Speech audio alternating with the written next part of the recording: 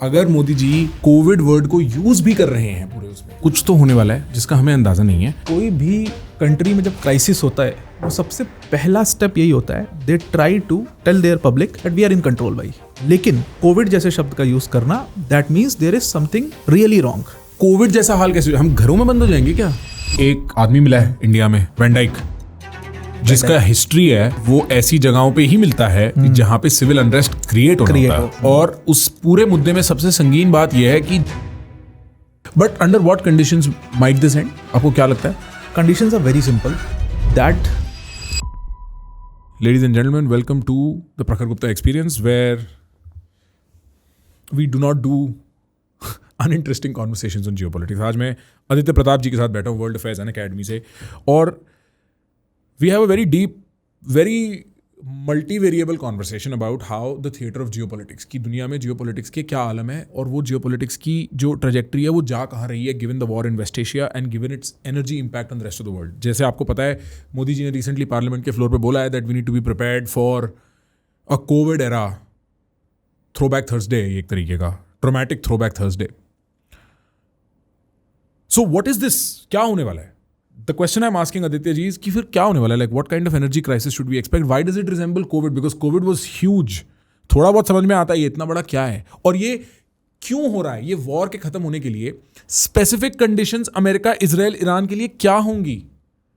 We also talk about the spy that was caught in India, जो एक American CIA van Dyke नाम का एक स्पाई मिला है, हम उसकी बात भी कर रहे हैं। वी आर टॉकिंग अबाउट कि ये जो ट्रंप ने बोला कि सीज फायर हो गया है, फिर ईरान ने बोला नहीं हुआ है, इसके पीछे की गुत्थी क्या है? And this is my attempt with decoding geopolitics, जो हम एक जियोपॉलिटिक्स पे अपने पॉडकास्ट कर रहे हैं, कि हम इसको एक interview style basic 1:1 information extraction ना बनाएं, हम इसकी डेप्थ और कॉम्प्लेक्सिटी में जाएं, हम इसके साथ एक्चुअली इंगेज करें, क्योंकि ये प्रॉब्लम एक सिंगल डायमेंशन एक्स एक्सिस पे काम नहीं कर सकती। ये एक बहुत डीप प्रॉब्लम है और आपको इसके लिए एक बहुत डीप अंडरस्टैंडिंग चाहिए, क्योंकि अब ये प्रॉब्लम आपके घर पे है। So, this is Aditya Pratap. This is Prakhar Gupta. You are watching PGX. Order yourself some food. Go to the gym. Go out for a walk. Put this in your ears and enjoy about 100 minutes of going into what is happening and how this will change our life. Thank you so much for watching. Sir, एक संगीन note पे start करता हूँ, ठीक है? मेरी understanding है कि अगर बंगाल इलेक्शन से पहले मोदी जी को पार्लियामेंट के फ्लोर पे मोदी जी की स्पीचें कोई ऐसी तो होती नहीं कि वो एकदम मन से बोल देते हैं। कोई लिखता है, कोई वेट करता है, उसकी 3 रेपुटेशंस होती हैं, फिर एक प्राइम मिनिस्टर पार्लियामेंट के फ्लोर पे बातें करता है, स्पेशली इतने सिंसियर मुद्दे को लेके। अगर मोदी जी कोविड वर्ड को यूज भी कर रहे हैं पूरे उसमें, it is not an empty arrow. इसमें कुछ तो होने वाला है जिसका हमें अंदाज़ा नहीं है। अगर तो उनका हाथ फोर्स हो गया बिफोर बंगाल इलेक्शन तो बिफोर हो जाएगा, नहीं तो आफ्टर बंगाल इलेक्शन होगा। पर हम किस तरीके के जुमले में हैं सर? क्या हो गया है, क्या हो रहा है? एग्जैक्टली देखिए क्या है ना, कि कोई भी कंट्री में जब क्राइसिस होता है, किसी भी कंट्री की गवर्नमेंट जो है वो सबसे पहला स्टेप यही होता है, they try to tell their audience, मतलब tell their public that we are in control भाई, कोई इशू नहीं है, ताकि वो पैनिक सिचुएशन ना हो। आप देखो कि LPG का हल्ला हुआ, LPG क्राइसिस बाद में है एग्जैक्टली। आप देखो पिछले 10 दिन से LPG की क्राइसिस है, और सच में क्राइसिस है, गवर्नमेंट ने भी एक्सेप्ट कर लिया क्राइसिस है। बट LPG की पैनिक बाइंग जो है वो 28 से शुरू हो गई थी, 28 फरवरी से। उस दिन तो कोई क्राइसिस नहीं था, पूरी दुनिया को भी नहीं पता था कि मतलब तब तक तो बचा भी नहीं था अटैक। हाँ, तभी से पैनिक बाइंग शुरू हो गया था। तो कंट्री की जो गवर्नमेंट है वो हमेशा इस चीज़ को देखती है कि भाई हम कंट्रोल में रहें। लेकिन एक PM के लिए पार्लियामेंट फ्लोर पे ये एक्सेप्ट करना that something is wrong here, और कोविड जैसे शब्द का यूज करना, that means there is something really wrong. Now the question is what is wrong, और इतना रॉन्ग कि इंडिया को अपने पार्लियामेंट में बोलना पड़ रहा है। So here we have to actually understand the dynamics of this West Asian crisis and what recently had happened. तो एक बहुत बड़ा मिसकैलकुलेशन हुआ, मैं इसको मिसकैलकुलेशन ही कहूँगा, जितने एक्सपर्ट सब इसको मिसकैलकुलेशन कह रहे हैं। That was the attack on the Iranian gas field, right? उसके बाद ईरान ने पार्स गैस फील्ड की बात कर रहे हैं, जो अभी रिसेंटली हुआ। हाँ, ईरान ने फिर सबसे पहला अटैक कतर की सबसे बड़ी LNG फैसिलिटी पे किया, राइट? उसके बाद UAE की LNG फैसिलिटी पे किया, एंड नेक्स्ट वो सऊदी अरेबिया की LNG फैसिलिटी पे किया। ये तीनों देश में इस टाइम पर लगभग 6 ऐसी बड़ी LNG कंपनीज हैं जो ऑपरेट कर रही हैं।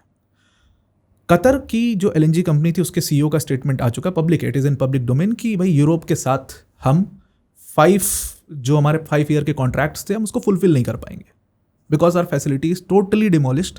अभी उसको कवर अप करने में बहुत टाइम लगेगा, तो यूरोप के साथ हम अपना कॉन्ट्रैक्ट कैंसिल करें। उसमें इंडिया का नाम नहीं था ऑलरेडी, चाइना के साथ था और यूरोप में इटली के साथ उनका कॉन्ट्रैक्ट था, उसको उन्होंने कैंसिल कर दिया। Now in line there are 5 more companies जिनके पास सेम पैनिक सिचुएशन है, ऑल्दो वो ट्राई कर रहे हैं उसको कवर अप कर दें, बट वो इंडिया के साथ बिजनेस करते हैं and now they are also going to publicly announce that हम अपना 15 ईयर 10 ईयर लॉन्ग कॉन्ट्रैक्ट जो है उसको फुलफिल नहीं कर पाएंगे, हमें एक्सटेंशन चाहिए एटलीस्ट 5 to 6 ईयर्स का। तो इसका मतलब ये जो क्राइसिस अभी हम देख रहे हैं जो एक्चुअल में उतना बड़ा नहीं है, वो असल में बड़ा होने वाला है अगर ये वॉर 15-20 दिन और खिंच गया तो ये बड़ा होगा। और देखिए इसकी एक पूरी साइकिल चलती है, अपने पास रिजर्व्स होते हैं, हमारी साइकिल होती है, हमारी गैस प्लांट्स हैं, LPG के ऊपर उसका असर आपको दिख रहा होगा। तो वो साइकिल जो है वो 3 महीने 2 महीने तक आपको इसका इम्पैक्ट दिखाएगा। भले वॉर रुक जाए 5 दिन में, हो सकता है कि निगोशिएशन हो जाए, वैसे तो इट इज़ वेरी डिफिकल्ट कि निगोशिएशंस हो पाएंगे, बट अगर भी ये वॉर रुक भी जाता है 10 दिन में, देन ऑल्सो 2 महीने 3 महीने का जो साइकिल है वो ब्रेक हो गया और वो आपको 2-3 महीने तक परेशान करेगा। That is why a country like India, a big economy like India, उनके PM को आकर के पार्लियामेंट में ऐसे स्टेटमेंट्स बोलने पड़ रहे हैं। तो clearly it is a very dire situation. और नाउ दिस कॉन्फ्लिक्ट जो कि वेस्ट एशिया तक अभी तक मतलब सीमित था, वेस्ट एशिया से बाहर नहीं जा रहा था, सबको ये लग रहा था कि वेस्ट एशिया से बाहर क्यों ही जाएगा, एंड हमने थोड़ा मिसकैलकुलेट भी किया था सबने कि ईरान क्या है, वो वेनेजुएला है, ईरान वैसा ही कुछ हो जाएगा। Now it has extended to Indian Ocean, India तक, इंडियन सब कॉन्टिनेंट तक पहुंच चुका है, उधर ये यूरोप तक पहुंच चुका है। अगर LNG क्राइसिस है, ठीक है, और अभी क्या होगा कि ये 5 कंपनियां आके अनाउंस करेंगी कि बॉस हम भी नहीं फुलफिल कर सकते अपने कॉन्ट्रैक्ट, और ऑलरेडी रेस्टोरेंट्स पे तो ठप्पे लगी रहे हैं, उनके सबके मेन्यू छोटे हो गए हैं, सब इलेक्ट्रिक स्टफ टॉप पे ही बना रहे हैं खाना।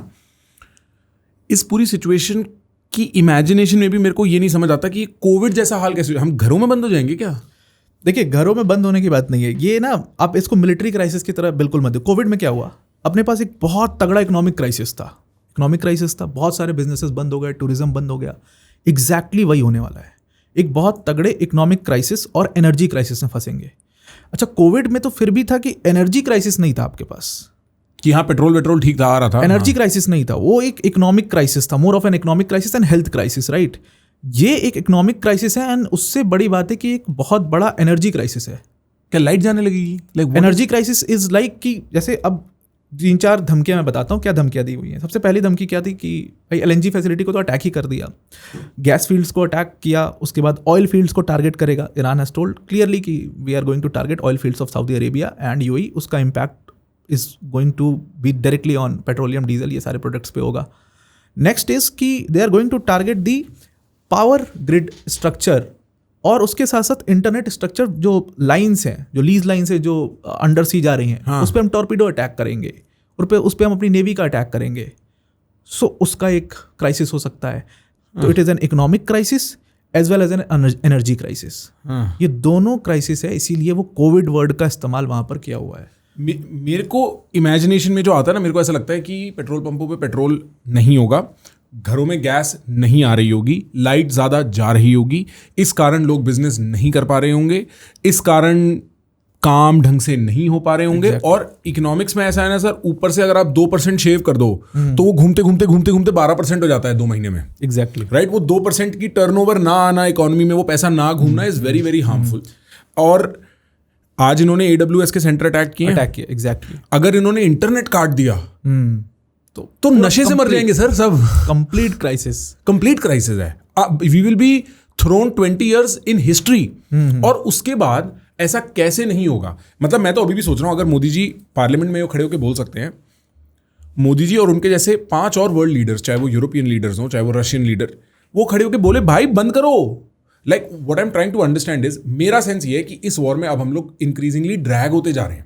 हमारा कोई स्टेक नहीं था। मैंने इजरायली एम्बेसडर से भी यही कहा, मैंने कहा सर आप या तो हमें इंटेल देते कि हम मारने वाले हैं, इंटेल आपने दी नहीं, अपनी मर्जी की आपने ऑपरेशन कर दिया और हम यहाँ पे उसके खर्चे भरे।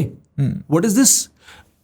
And I think what is happening is this energy crisis is dragging everybody else into the war. Into the war, yes. फिर तो सर खिंचे गई. फिर तो पाकिस्तान बोलेगा अफगानिस्तान पे हमला करो, इंडिया पे हमला करो. अगर उसके पास एनर्जी नहीं बची तो किसके लिए लड़ेगा? डेस्परेट हो जाएगा. चाइना बोलेगा ताइवान पकड़ो. सो देन द डोमिनोज में fall into world war. Exactly वही प्रॉब्लम असल में यही हुआ है दैट चाइना इज वेरी, लोग बहुत ज़्यादा कह रहे हैं, मैं कमेंट्स वमेंट भी पढ़ता हूँ, हर जगह पे देखता हूँ कि लोग कह रहे हैं कि भाई मतलब China, why China is not supporting, why Russia is not supporting. China cannot afford to support. Actually, the thing is that China cannot afford to support. China का तो एरिया खाली हो रहा है ना, मतलब चाइना बहुत फोकस्ड है, ठीक है, उसका अपना एक एरिया है. The Taiwan crisis, the Malacca strait, वो उसके बाहर कहीं मिलिट्रीली इन्वॉल्व नहीं होने वाले. That is very clear. China ने इसको बहुत क्लियर कर दिया. जब वेनेजुएला में कुछ हुआ, चाइना का सिर्फ स्टेटमेंट आया and they were really quite. उनको कोई मतलब नहीं है उससे, वो चुप हो गए. तो इस रीजन के बाहर वो मिलिट्रीली इन्वॉल्व होंगे, ये सबसे बड़ी गलती है, सबसे बड़ा मिसकैलकुलेशन है, वो कभी नहीं होने वाले.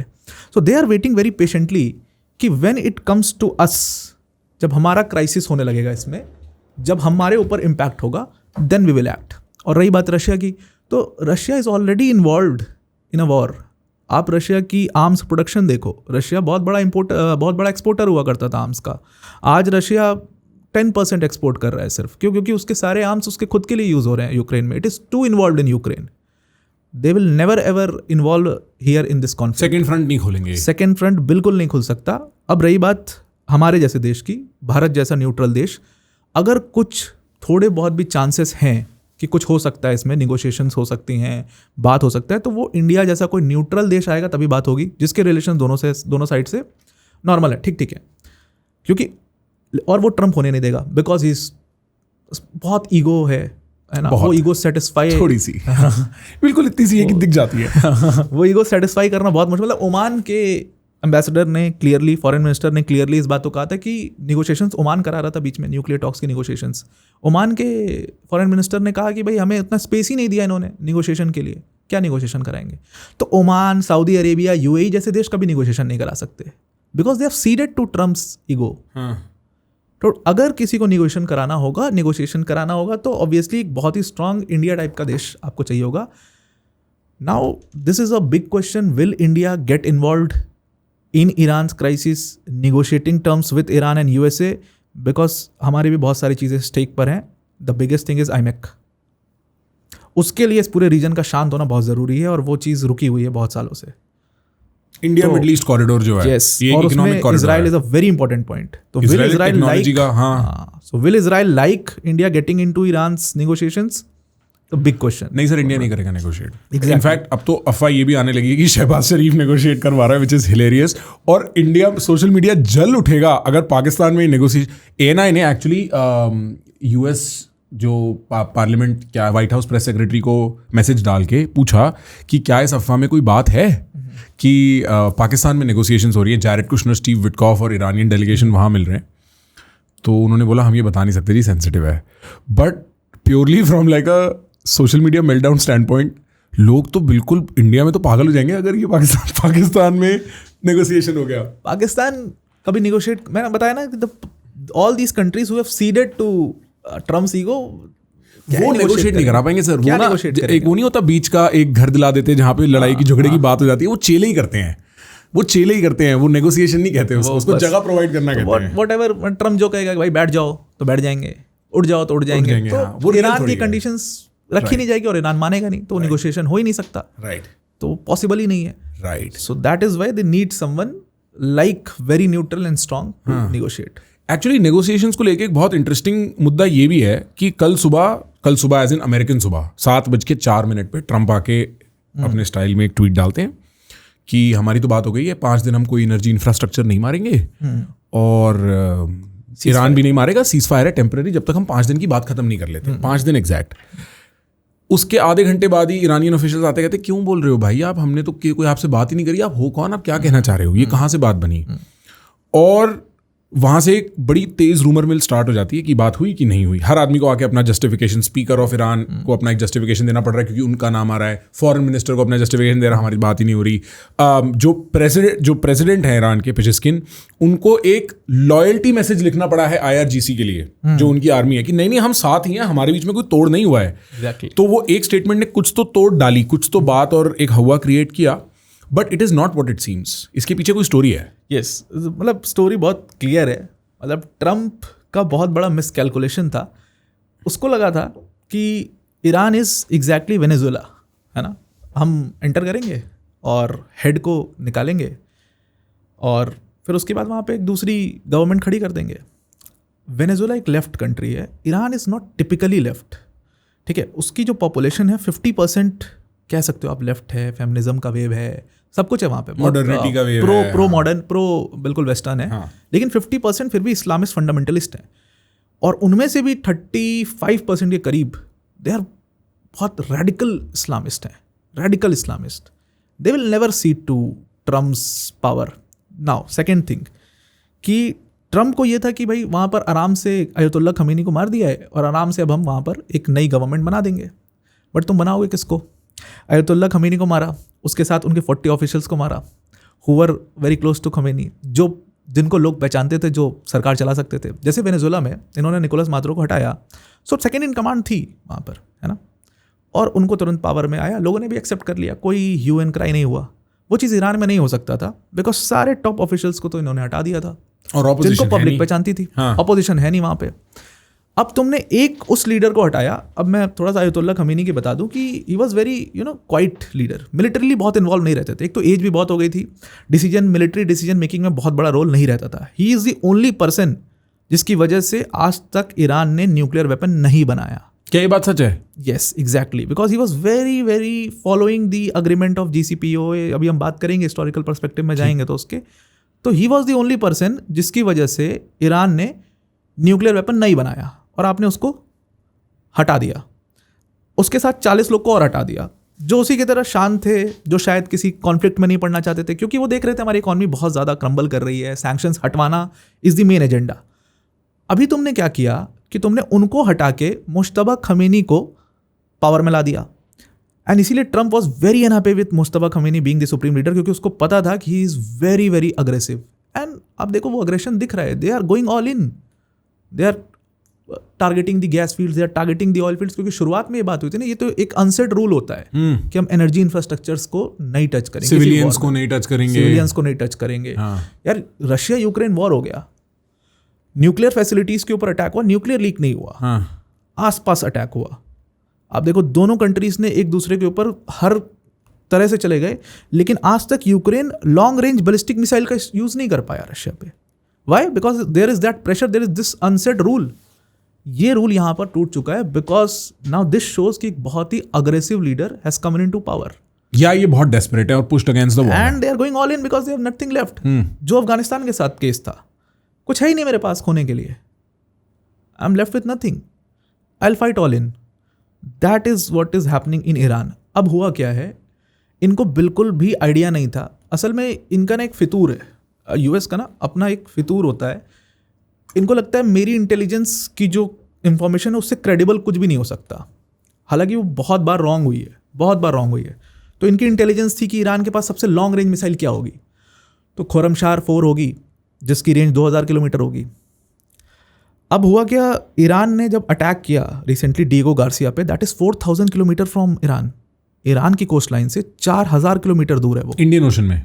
यस, इसीलिए मैं कह रहा हूँ कि ये वॉर वेस्ट एशिया से निकल के इंडियन ओशन पहुंचा. Visuals please. आप इस पे डिएगो गार्सिया ईरान ऐसा करके लिखना. आप डिएगो गार्सिया लिख दो तो वो आ जाएगा. That is 4000 kilometre from Iran. इसका मतलब ईरान ने इस पूरे कॉन्फ्लिक्ट में पहली बार इंटरमीडिएट रेंज बैलिस्टिक मिसाइल का यूज कर लिया, जिसकी रेंज सीधा 4000 किलोमीटर है. ये बिल्कुल श्रीलंका के भी नीचे है. बिल्कुल श्रीलंका के नीचे आपको दिखाई दे रहा होगा. ये ईरान की कोस्ट लाइन से लगभग 4000, मेरे ख्याल से ये नंबर गलत लिखा हुआ है. माइल लिखे हुए सर. हाँ माइल्स है. हाँ एग्जैक्टली. सो 3000 माइल्स दूर है. इसी पे अगर तू एक मेरे को बता पाएगा कि नॉर्थ में कितनी रेंज बनेगी इसकी? अगर हम मैप खोले तो ज्यादा अच्छा होगा. दूसरे साइड पे ना आपको यही चीज मैं दिखाना चाह रहा था कि how this is reach to NATO. हाँ ऊपर जाओ. I think there is a third picture पे क्लिक करना please. This one, third one. Yes please. इसको जूम इन करो. हाँ यस, ये काम कर जाएगा. इससे काफी समझ आ जाएगा. हाँ बस वो लास्ट वाला जो सर्कल है ना, उससे आपको थोड़ा आइडिया लग जाएगा. Can you just look for it in the meanwhile कि ना वो नॉर्थ में उसका क्या सर्कमफेरेंस बनेगा? 3000 जितना इधर है ना, देखो इधर ईरान की कोस्ट लाइन से डिएगो गार्सिया तक का जितना डिस्टेंस है, उतना ही डिस्टेंस अपन को उधर भी देखना है. देखो यूक्रेन तक पहुंच रहा है वो लास्ट वाला सर्कल. ये सर्कल दिख रहा है ना, ये देखो आप यूक्रेन तक पूरा नेटो कंट्री तक पहुंच रहा है ये. Right. So this is the point, ये एग्जैक्टली है why Trump has started ceasefire talks. आप देखो ट्रम्प के स्टार्टिंग के स्टेटमेंट्स, 28 फरवरी को बोला कि हम खत्म कर देंगे जी, न्यूक्लियर प्रोग्राम खत्म करेंगे, इनका बैलिस्टिक प्रोग्राम खत्म करेंगे, वी विल ऑब्लिटरेट ईरान, ये वो स्टेटमेंट्स दे रहा था। अचानक से इसको क्या हो गया कल परसों कि ये बिल्कुल सीज फायर पे आ गया। दिस इज द प्रॉब्लम, ये प्रेशर है कि इन्होंने कहीं इंग्लैंड, स्पेन, अगर 4000 किलोमीटर की रेंज है इनके पास, ऑल्दो ठीक है इन्होंने इंटरसेप्ट कर लिया उसको, पर बैलिस्टिक मिसाइल को इंटरसेप्ट करना भी बहुत मुश्किल है। एंड दे हैव टोटली, जो एयर डिफेंस सिस्टम है इनका, पूरे दुनिया में 10 एलीट एयर डिफेंस सिस्टम है यूएस के पास, 7 वो खुद ऑपरेट कर रहे हैं, 3 उन्होंने बेच रखा है यूएई को और सऊदी अरेबिया को। क्या वो उतने एयर डिफेंस सिस्टम पूरे पड़ेंगे इनके लिए ईरान की बैलिस्टिक मिसाइल्स को संभालने के लिए? नहीं पड़ सकते।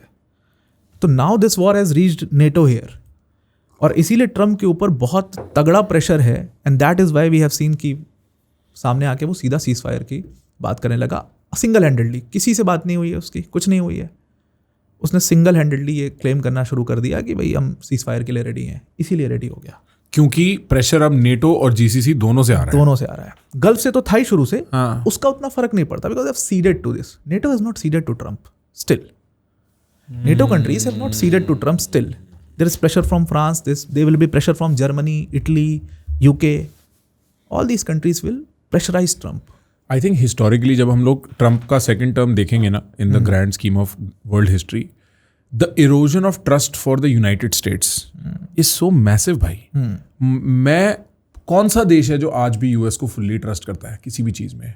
जिस लेवल पे अभी इसने वो जापान की पीएम को व्हाइट हाउस में बिठा के बात, ह्यूमिलिएशन है ये। और ये सब देखते हैं यार, एवरीबडी वॉचेस दिस। हम इट वाज फनी जब ये डेमोक्रेट्स के साथ करता था 2016 से 20 वाले फेज में, बट जैसे ही इसने अपनी निगाह उठा के ग्लोब पे डाली ना, कितने लोगों के पॉलिटिकल करियर्स, उनकी फैमिलीज खराब हो जाती हैं यार इन चक्करों में, right? Like, and for what? For some media thrills and viral clips. Exactly. देखिए, this is not only Trump, I call it Trump and the gang of goons.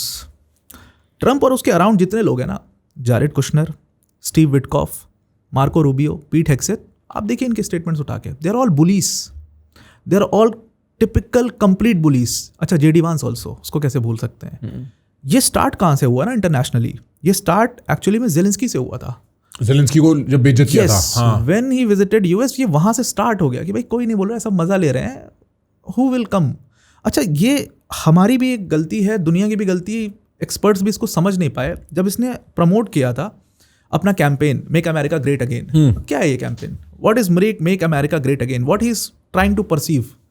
इससे परसीव क्या कर सकते हैं अपन? कि इंपीरियलिस्ट है, कि हम जब जाके अब अमेरिका में वापस रिसोर्सेज लेंगे। Clearly talking about American hegemony, वो हेजेमनी जो वर्ल्ड वॉर 2 में थी कि भाई we failed, we lost in Japan, तो न्यूक्लियर मार दो, खत्म करो। This is the American hegemony which he was talking about. और उसका पूरा कैंपेन में स्टार्ट प्रमोटिंग। और तो ऐसा हम नहीं कह सकते कि ट्रम्प शुरू में कुछ कह रहा था, बाद में कुछ कहा। ही वॉज वेरी क्लियर वो जब इलेक्शन के कैंपेन कर रहा था, और इसीलिए यूएस में पीपल दे सपोर्टेड इट। नहीं, एक्चुअली मैं तो बहुत नज़दीकी से यूएस रहा हूँ दोनों तीनों इलेक्शंस के लिए। मेरे को पता है पूरे यूएस, भाई मेरा जो ग्रुप ऑफ फ्रेंड्स था ना, वो बहुत प्रो ट्रम्प था 2016 से 20 वाले फेज में, ठीक है? क्योंकि यूएस में एक सेंटिमेंट था जहां इनको लगता था इनको लेफ्टिस्ट ने रिप ऑफ किया है, जो कि अब वो सेंटिमेंट अब ग्लोबली आ गया है कि लिबरल्स तो ऐसे होते हैं, किसी को नहीं पता लिबरल्स का अर्थ क्या होता है। और एक्चुअली जो मॉडर्न पॉलिटिकल लिबरल्स हैं वो लिबरल्स है भी नहीं, वो सब यूं ही है, ठीक है? तो एक लिबरलिज्म रिप ऑफ था ग्लोबल, जो शुरू हुआ ट्रम्प के मैगा कैंपेन से 2016 में, जो कंक्लूड हुआ हिलरी क्लिंटन के हारने से। और ये सब बहुत प्रो ट्रम्प थे। इनफैक्ट मैं खुद 2020 में चाहता था कि ट्रम्प जीते, और उसके अराउंड की सारी कंस्पिरेसी। 2024 तक अमेरिका को यही लगता था कि मेक अमेरिका ग्रेट अगेन का मतलब है कि हम मैन्युफैक्चरिंग इंपोर्ट कर लेंगे, हम अमेरिका को फर्स्ट रखेंगे। बट किसी ने इस लेवल पे इमेजिन नहीं किया था कि मेरा पूरा फ्रेंड ग्रुप अब एंटी ट्रम्प है, जो सब लोग महा प्रो ट्रम्प थे, जिनको मेरे कॉलेज कैंपस पे, मैं कोलंबिया यूनिवर्सिटी में था, बहुत लेफ्टिस्ट यूनिवर्सिटी है, जहां सब उन लोगों को गाली दिया करते थे कि तुम साले प्रो ट्रम्प हो। तब उन्होंने परवाह नहीं करी, तब they stood their ground, they fought their public battles. But ये देखने के बाद, और ये एक बहुत अनसेड बात है, इसका रीजन ये है कि अभी इलेक्शन आ रहे हैं अमेरिका में नवंबर में, ट्रम्प की रेटिंग्स ऑल टाइम लो होंगी। कोई nobody else can convince me of anything. जो वो इंस्टेबिलिटी है ना, वो अमेरिकन्स खुद फील कर रहे हैं कि ये पीस प्रेसिडेंट, मैंने यहाँ वॉर रुकवा दी, मैंने यहाँ वॉर रुकवा दी, फिर घुस गया तीसरी वॉर में खुद, नए वॉर। हाँ, तो वो हिपोक्रेसी सबको दिखती है। And the game is stretch 4 साल। आप आंख बंद कर पाते हो, 8 साल में आंख बंद नहीं होती, Exactly. सबको दिख जाती है। तो मेरे को मेरा और शक है यहाँ पे, कंस्पिरेसी एंगल है, थोड़ा बहुत ट्विटर पे भी डिस्कस हो रहा है, बट मेरे को एक्चुअली लगता है कि अमेरिकन करप्शन जो है ना वो ऐसे काम नहीं करती जैसे इंडियन करप्शन काम करती है। इंडियन करप्शन का बेसिस क्या है ना, रिश्वतखोरी। तेरे को फाइल पास करानी है तो पैसा दे, ये सबको पता है। तेरे को अगर इस चीज से निकलना है या इस चीज में घुसना है तो पैसा दे, और वो होगी बात लाख से लेके करोड़ रुपए तक की, डिपेंडिंग ऑन आप क्या करवाना चाह रहे हो। यहाँ ऐसा नहीं होता अमेरिका में। टॉप लेवल पे थोड़ी बहुत ब्राइब्स होती होंगी, but it's generally market fixing. ये लोग स्टॉक मार्केट मैनिपुलेट करते हैं, ये बेटिंग में पैसा बनाते हैं। अगर आपने पॉली मार्केट और कल्ची जैसे एप्स देखे हों, उस पर दुनिया भर के सट्टे चलते हैं कि आज स्पीच कितनी लंबी होगी, आज ये कितना लंबा होगा। ये वहां पे मार्केट मैनिपुलेट करते हैं, और ये स्टॉक मार्केट मैनिपुलेट करते हैं, क्योंकि 7:04 एग्जैक्टली मार्केट खुलने के 5 मिनट बाद ये स्टेटमेंट देना, मार्केट $2 ट्रिलियन ऊपर जाना, ईरान का कंफर्मेशन आना, $1 ट्रिलियन नीचे आना, इतने में तो ये पैसा बना के कट लिया होगा इसका इनर। एग्जैक्टली। और इसने पहले भी ये किया हुआ है, पहले भी स्टेटमेंट्स देके मार्केट को अप ले जाना, फिर मार्केट को डाउन लाना। और आप देखो ना, इसके साथ में इलॉन मस्क ने भी यही किया स्टार्टिंग में। आपको वो डोजी वाली कॉन्स्पिरेसी पता होगी तो, हाँ वो डोज वाली कॉन्स्पिरेसी पूरी इलॉन मस्क, तो इनका पूरा ग्रुप ही है। अच्छा, अब देखो ना कि निगोशिएशंस क्यों फेल हो गए, है ना, ईरान के साथ निगोशिएशंस क्यों फेल हो गए। लोग पूछते हैं, सवाल है कि निगोशिएशंस क्यों फेल हो गए, कि ईरान अपनी कंडीशन से हट नहीं रहा था, यूएस की अपनी कंडीशन से। ऐसा नहीं है, एक्चुअल में हम चाहते ही नहीं थे कि निगोशिएशन हो, मतलब यूएस चाहता ही नहीं था कि निगोशिएशन सक्सेसफुल हो। रीज़न देखो आप किसको भेजा है उसमें, स्टीव विटकॉफ के बारे में तो आपको पता ही होगा, बहुत फेमसली यूएस में उसको कहते हैं जोक में that he is his real estate buddy. Trump का रियल एस्टेट बडी है स्टीव विटकॉफ, एंड दूसरा उसका सन इन लॉ है जैरेड कुशनर। अगर तुम इतना सीरियस थे, जेडी वांस को भेजा होता, मार्को रूबियो को भेज दिया होता। हिस्टोरिकली मिडिल ईस्ट में इनके जो एनवॉयज हैं वो यही दोनों हैं, स्टीव विटकॉफ और जैरेड कुशनर। इसके पहले आप बाइडेन एडमिनिस्ट्रेशन में देखोगे, सबसे अच्छा इसके लिए वही आप ओबामा एडमिनिस्ट्रेशन में देखिए, व्हेन वहां पर निगोशिएशंस हुई थी, they were very serious about it, इसीलिए JCPOA हुआ। आखिर ईरान ने अग्री किया ना JCPOA के लिए, वाई? तब भी अयतुल्ला खमेनी थे, तब भी सारी यही रिजीम थी, पर वो अग्री करते हैं। उसके बाद 22 के बाद भी इन्होंने कुछ बहुत बड़ा ऐसा नहीं किया। तो इसमें सीरीज ऑफ मिसकैलकुलेशन है दोनों साइड से। एक तो इधर से सीरियसनेस कम थी, इजराइल का प्रेशर था, और दूसरी तरफ से ईरान जो है उनसे भी मिसकैलकुलेशन है। ऐसा नहीं है कि they are very correct at their place, बहुत सारे मिसकैलकुलेशंस हुई हैं। इसके लिए थोड़ा सा हिस्टोरिकली हमें समझना पड़ेगा वो डायनेमिक्स को, कि कैसे कैसे कैसे कैसे ये देश जो हैं सारे, ये अलग अलग कोलिशंस बने, ईरान आइसोलेटेड फील करने लगा, प्रॉक्सीज पे गया। तो ये पूरा उसका गेम है, ये पूरी लैंड की लड़ाई थी जो धीरे धीरे आइडियोलॉजी की बनी। और मैं तो इसको आइडियोलॉजी मानता भी नहीं हूँ। बहुत लोग कहते हैं कि शिया और सुन्नी है तो वो दिक्कत है अरेबिया और ईरान में। एक्चुअली में प्रॉब्लम वो थी ही नहीं कभी, मतलब शिया सुन्नी तो शुरू से थे, शुरू से थे। ईरान तो हमेशा शिया रहा, हमेशा शिया देश रहा, बट जब शाह की गवर्नमेंट थी तब तो प्रॉब्लम नहीं थी। एग्जैक्टली ईरानियन रिवॉल्यूशन के बाद ही प्रॉब्लम क्यों शुरू हुई। आते हैं उस पर 1 मिनट में, ऑडियंस हम लोग हिस्ट्री पे आएंगे 1 मिनट में, क्योंकि कुछ मुद्दे और थोड़े इंपॉर्टेंट हैं। मेरे को एक और चीज़ पता है क्या लगती है, इस पूरे ट्रम्प का जो सीजफायर रेड हेरिंग एक तरीके से इसने जो बेट डाली है, बताना आपको कितना सही लगता है। मेरे को लगता है, और इनफैक्ट मैं 2-3 चीज़ें कनेक्ट करूंगा। मैं अपनी जियोपॉलिटिकल कॉन्वर्सेशंस में ना ये नहीं चाहता कि मैं आपसे सिर्फ सवाल पूछूं और आप जवाब दो, क्योंकि ये चीज़ें इतनी अनसर्टन है भाई, आप और हम दोनों समझते हैं, यहाँ स्पेकुलेशन ही काम आती है। देखो मेरे को लगता है ट्रम्प के इंटरेस्ट में क्या है, ट्रम्प के इंटरेस्ट में बूट्स ऑन ग्राउंड, या तो बिल्कुल खत्म हो जाए वॉर और उसकी बेइज्जती रुक जाए, वो इलेक्शन में इतना सफर ना करे ऑल्दो वो ब्लीड इन करेगा, या बूट्स ऑन ग्राउंड और वो जीत के निकले। उसके पास कोई दो और ऑप्शन नहीं है। Exactly. और बूट्स ऑन ग्राउंड घुसाने के लिए वो चाहेगा नहीं कि अमेरिकन सोल्जर जाएं। वो वियतनाम, कोरिया, अफगानिस्तान ये सब करके सीख चुके हैं कि हमारे बच्चे मरते हैं और हमारी पब्लिक में ट्रस्ट इरोड होता है जब body bags when they come home, people don't like. वो चाहेगा नेटो फोर्सेज जाएं, और वो नेटो फोर्सेज जाने के लिए it might be very beneficial. अगर मैं एक फॉल्स फ्लैग प्लान कर रहा होता, super conspiratorial by the way, this is not real, super conspiratorial, I would plan a false flag or a fear of some attack in NATO. Direct threat. कि अब कियर Starmer को अपनी जो Germany है उसके चांसलर को अपनी मेलेनी को अपने फोर्सेस भेजनी पड़े लड़ने के लिए। दूसरा मेरे को लगता है एक खर्ग आइलैंड है ना वहां पे कोई, जो स्ट्रेट ऑफ हॉर्मूज के लिए बड़ा इंपॉर्टेंट है। Yes. और ट्रम्प मेरे को लगता है जो डील ऑफर करेगा ना इन लोगों को सीज फायर के लिए, उसमें बोलेगा जॉइंट कंट्रोल रखते हैं हॉर्मूज का। और वो लेवरेज पाने के लिए पहले इसको खर्ग आइलैंड पे अपनी मरीन्स को बैठाना पड़ेगा और फुल कंट्रोल लाना पड़ेगा। आई थिंक हम इस वीकेंड, मैं प्रेडिक्शन के गेम में बिल्कुल नहीं हूं, आई थिंक हम इस फ्राइडे रात से, अमेरिकन फ्राइडे नाइट से, जब एक बार मार्केट बंद हो जाती है, we'll see the invasion of Kharg. हाँ एग्जैक्टली, मतलब ऑप्शंस जो है ना दो इसके पास। बूट्स ऑन ग्राउंड ये कर नहीं सकता ऑब्वियसली, ये तो शुरू से ही इसने खुद ही इस बात को इतना बोल दिया था। वैसे तो पलट जाते हैं ये लोग अपनी बात से, बट ठीक है, ट्रम्प ने अपनी इस बात को शुरू से ही बोल दिया था that our boys are not going to die. Afghanistan पूरा खत्म ही इसलिए इसने किया। They have lost in Syria, they have lost in Iraq, they have lost in Afghanistan, they have lost in Vietnam. तो वो जो आपने कहा बिल्कुल, वो बूट्स ऑन ग्राउंड तो कर ही नहीं सकते, और बूट्स ऑन ग्राउंड भी करने के लिए आपको एक बहुत एलीट यूनिट भेजना। सबसे पहले तो आप उनके जितने भी एनर्जी इंफ्रास्ट्रक्चर है पहले उसका कंट्रोल लोगे, आप स्ट्रेट ऑफ हॉर्मुज का कंट्रोल लोगे, फिर ही आप ईरान को चोक डाउन कर सकते हो, फिर ही आप नया रजीम बना सकते हो, या जो भी आपको करना है आप नेशन बिल्डिंग ये सब में घुस सकते हो। स्ट्रेट ऑफ हॉर्मुज को कंट्रोल करना इतना ईजी बिल्कुल भी ट्रम्प के लिए नहीं होगा, and that is why he will want NATO there. आपका पॉइंट बिल्कुल हाँ कॉन्स्पिरेसी पॉइंट है, बट ठीक है वो मान सकते हैं, but will NATO go there on the ground? That is very that is very speculative. Unless NATO is attacked, it will not. Yes, unless NATO is attacked directly. क्यों? Because NATO has also lost trust in Trump. इसीलिए कह रहे हैं Iran is not isolated. There is this expert, इनकी एक बहुत अच्छी किताब है How Sanctions Work. उसमें उन्होंने कहा कि this guy Trump, he's saying that Iran is isolated and हमारा बहुत बड़ा coalition है, will choke down Iran. Iran is not isolated. US is exactly isolated. कैसे? जैसे ये पावर में आता है, he start to undermine NATO, क्योंकि उस समय पे इसके इंटरेस्ट दूसरे थे. He wanted to make a good relation with Russia. Putin को खुश करना था, तो यूक्रेन को आइसोलेशन में लाना था, और यूक्रेन को आइसोलेशन में लाने के लिए इनको नेटो वीक करना था. तो इसलिए नेटो में पॉइंट रखा कि भाई सारे देश जो हैं अपनी जीडीपी का 5% भाई तुम कंट्रीब्यूट करो, आप बहुत कम कंट्रीब्यूट कर रहे हो, हम नेटो नहीं संभालेंगे, हम ही क्यों सारा खर्च करें. इसने क्लियरली बोला. So NATO slowly has also lost trust in Trump clearly. So will they go into Kharg, और will they get into something so messy, something so messed up? They will never go until or unless some big country is directly attacked, which Iran is not going to do. Iran को भी पता है ये नहीं करना. Exactly, they are not going to do. Iran तो wait कर रहा था कि they let them attack. अयतुल्ला Khomeini की डेथ के पहले, आप 2 दिन पहले देखिए, उसने अपना सारा पावर ट्रांसफर किया अली लारिजानी को. That if I am not here, he is going to look over everything.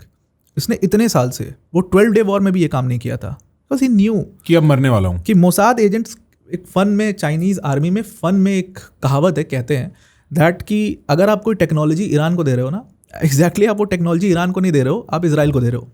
Mossad agents are so deep, they have so deep penetrated into Iran. मतलब कहते हैं कि बड़ी बड़ी पोस्ट पे जो एजेंट्स हैं दे आर मोसाद एजेंट्स. मतलब एक तो कहानी ये भी चल गई थी कि पेशकियान इज मोसाद एजेंट. वो हालांकि जैसे भी पाकिस्तान में चल रहा है, आपने देखी है वीडियो, धुरंधर आने के बाद सब कह रहे हैं अब तो हमें पता ही नहीं लगता कौन इंडियन एजेंट है, हम सबसे ध्यान से बात करते हैं. सो एग्जैक्टली वो चीज़ है.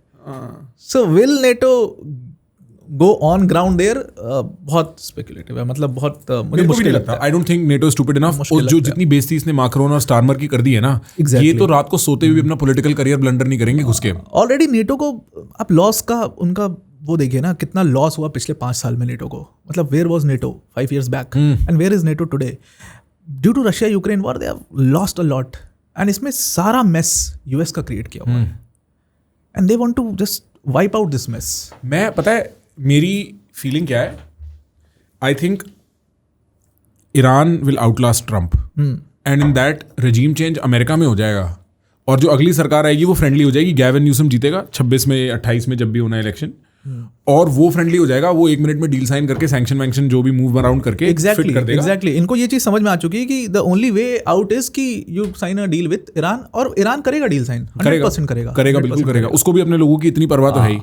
और फ्रैंकली एक और इतनी अजीब बात है, आप यूएस लोगों का यूएस में लॉस ऑफ फेथ इतना ज्यादा है इस मोमेंट पे कि हम सबको पता है कि अगर हमारे घर में बिजली नहीं आती ना सर, वो ईरान के कारण नहीं आती, क्योंकि ईरान फोड़ रहा है वो बिजली तो.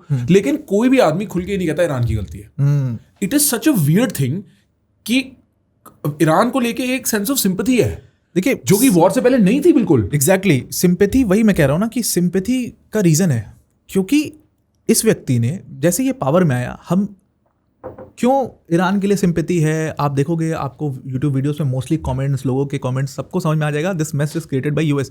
इसके पीछे रीजन है. अच्छा, आप यूएस के कैंपेन, यूएस का जो पूरा ट्रम्प का जो पूरा पॉलिटिकल कैंपेन चल रहा था जब इसने इलेक्शन जीता नहीं था, आप देखो इंडिया का मीडिया रिएक्शन देखो, आप सबका देखो कि they were very pro Trump, right, कि ट्रम्प आना चाहिए. हाँ बिल्कुल, डिप्लोमेट्स नहीं आने चाहिए, ट्रम्प आना चाहिए यार, है ना.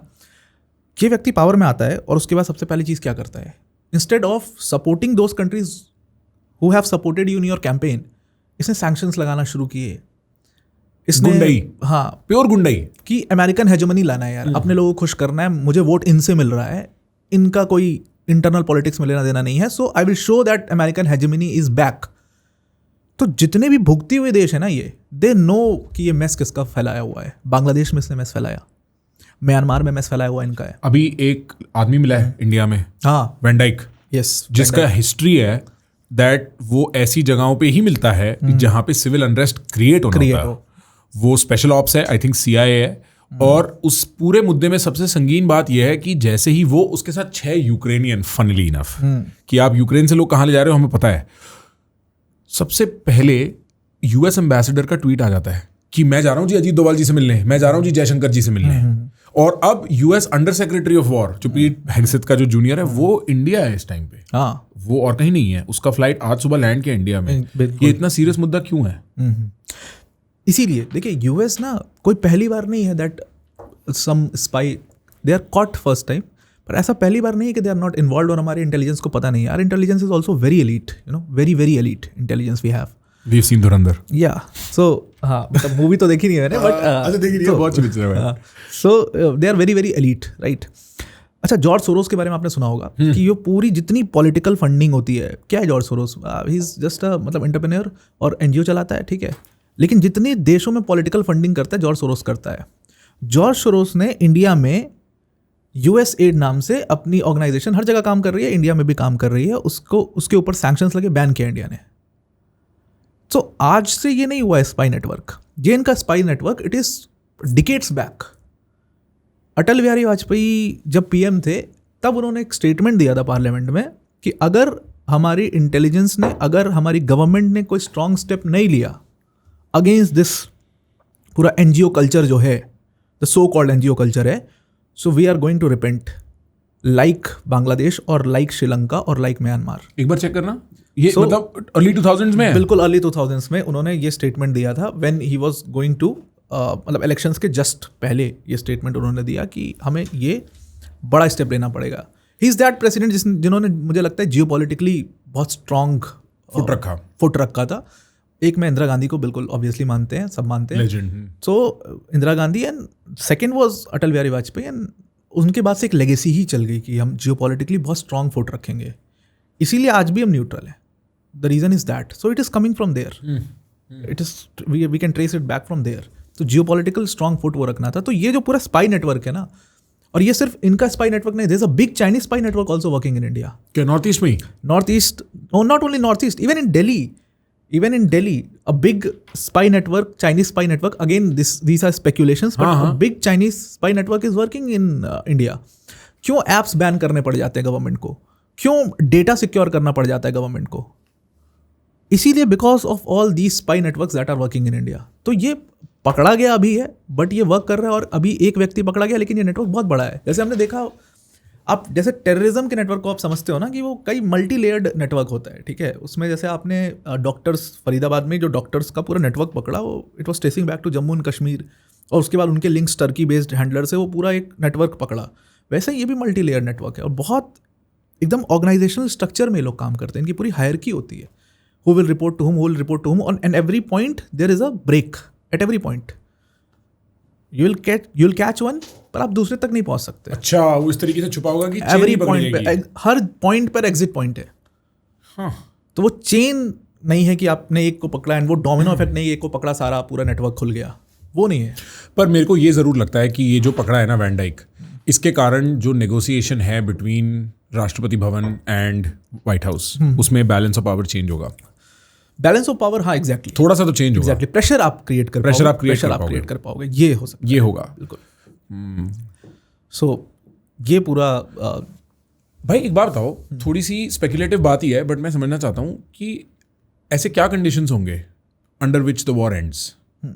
मतलब अब तो इंडियंस एज इंडियंस, एक तो हमारा जो लूमिंग थ्रेट है कि एनर्जी क्राइसिस आ सकता है, जिसके कारण भाई ऑड इवन हो गया जी, आप ऑफिस ही नहीं जा सकते, बिजनेसेस वो हो गया। एक तो ये एंगल है जो मोदी जी फोरवॉर्न कर रहे हैं, and I can not imagine उनको इस टाइम पे, पूरे पार्लियामेंट को इस टाइम पे कितना स्ट्रेस होगा। कैबिनेट अजीत डोभाल जी, इनको कितना स्ट्रेस होगा इस टाइम आप पे? लोगों की सोचिए, हम ये बात कर रहे हैं, आप लोगों का सोचिए।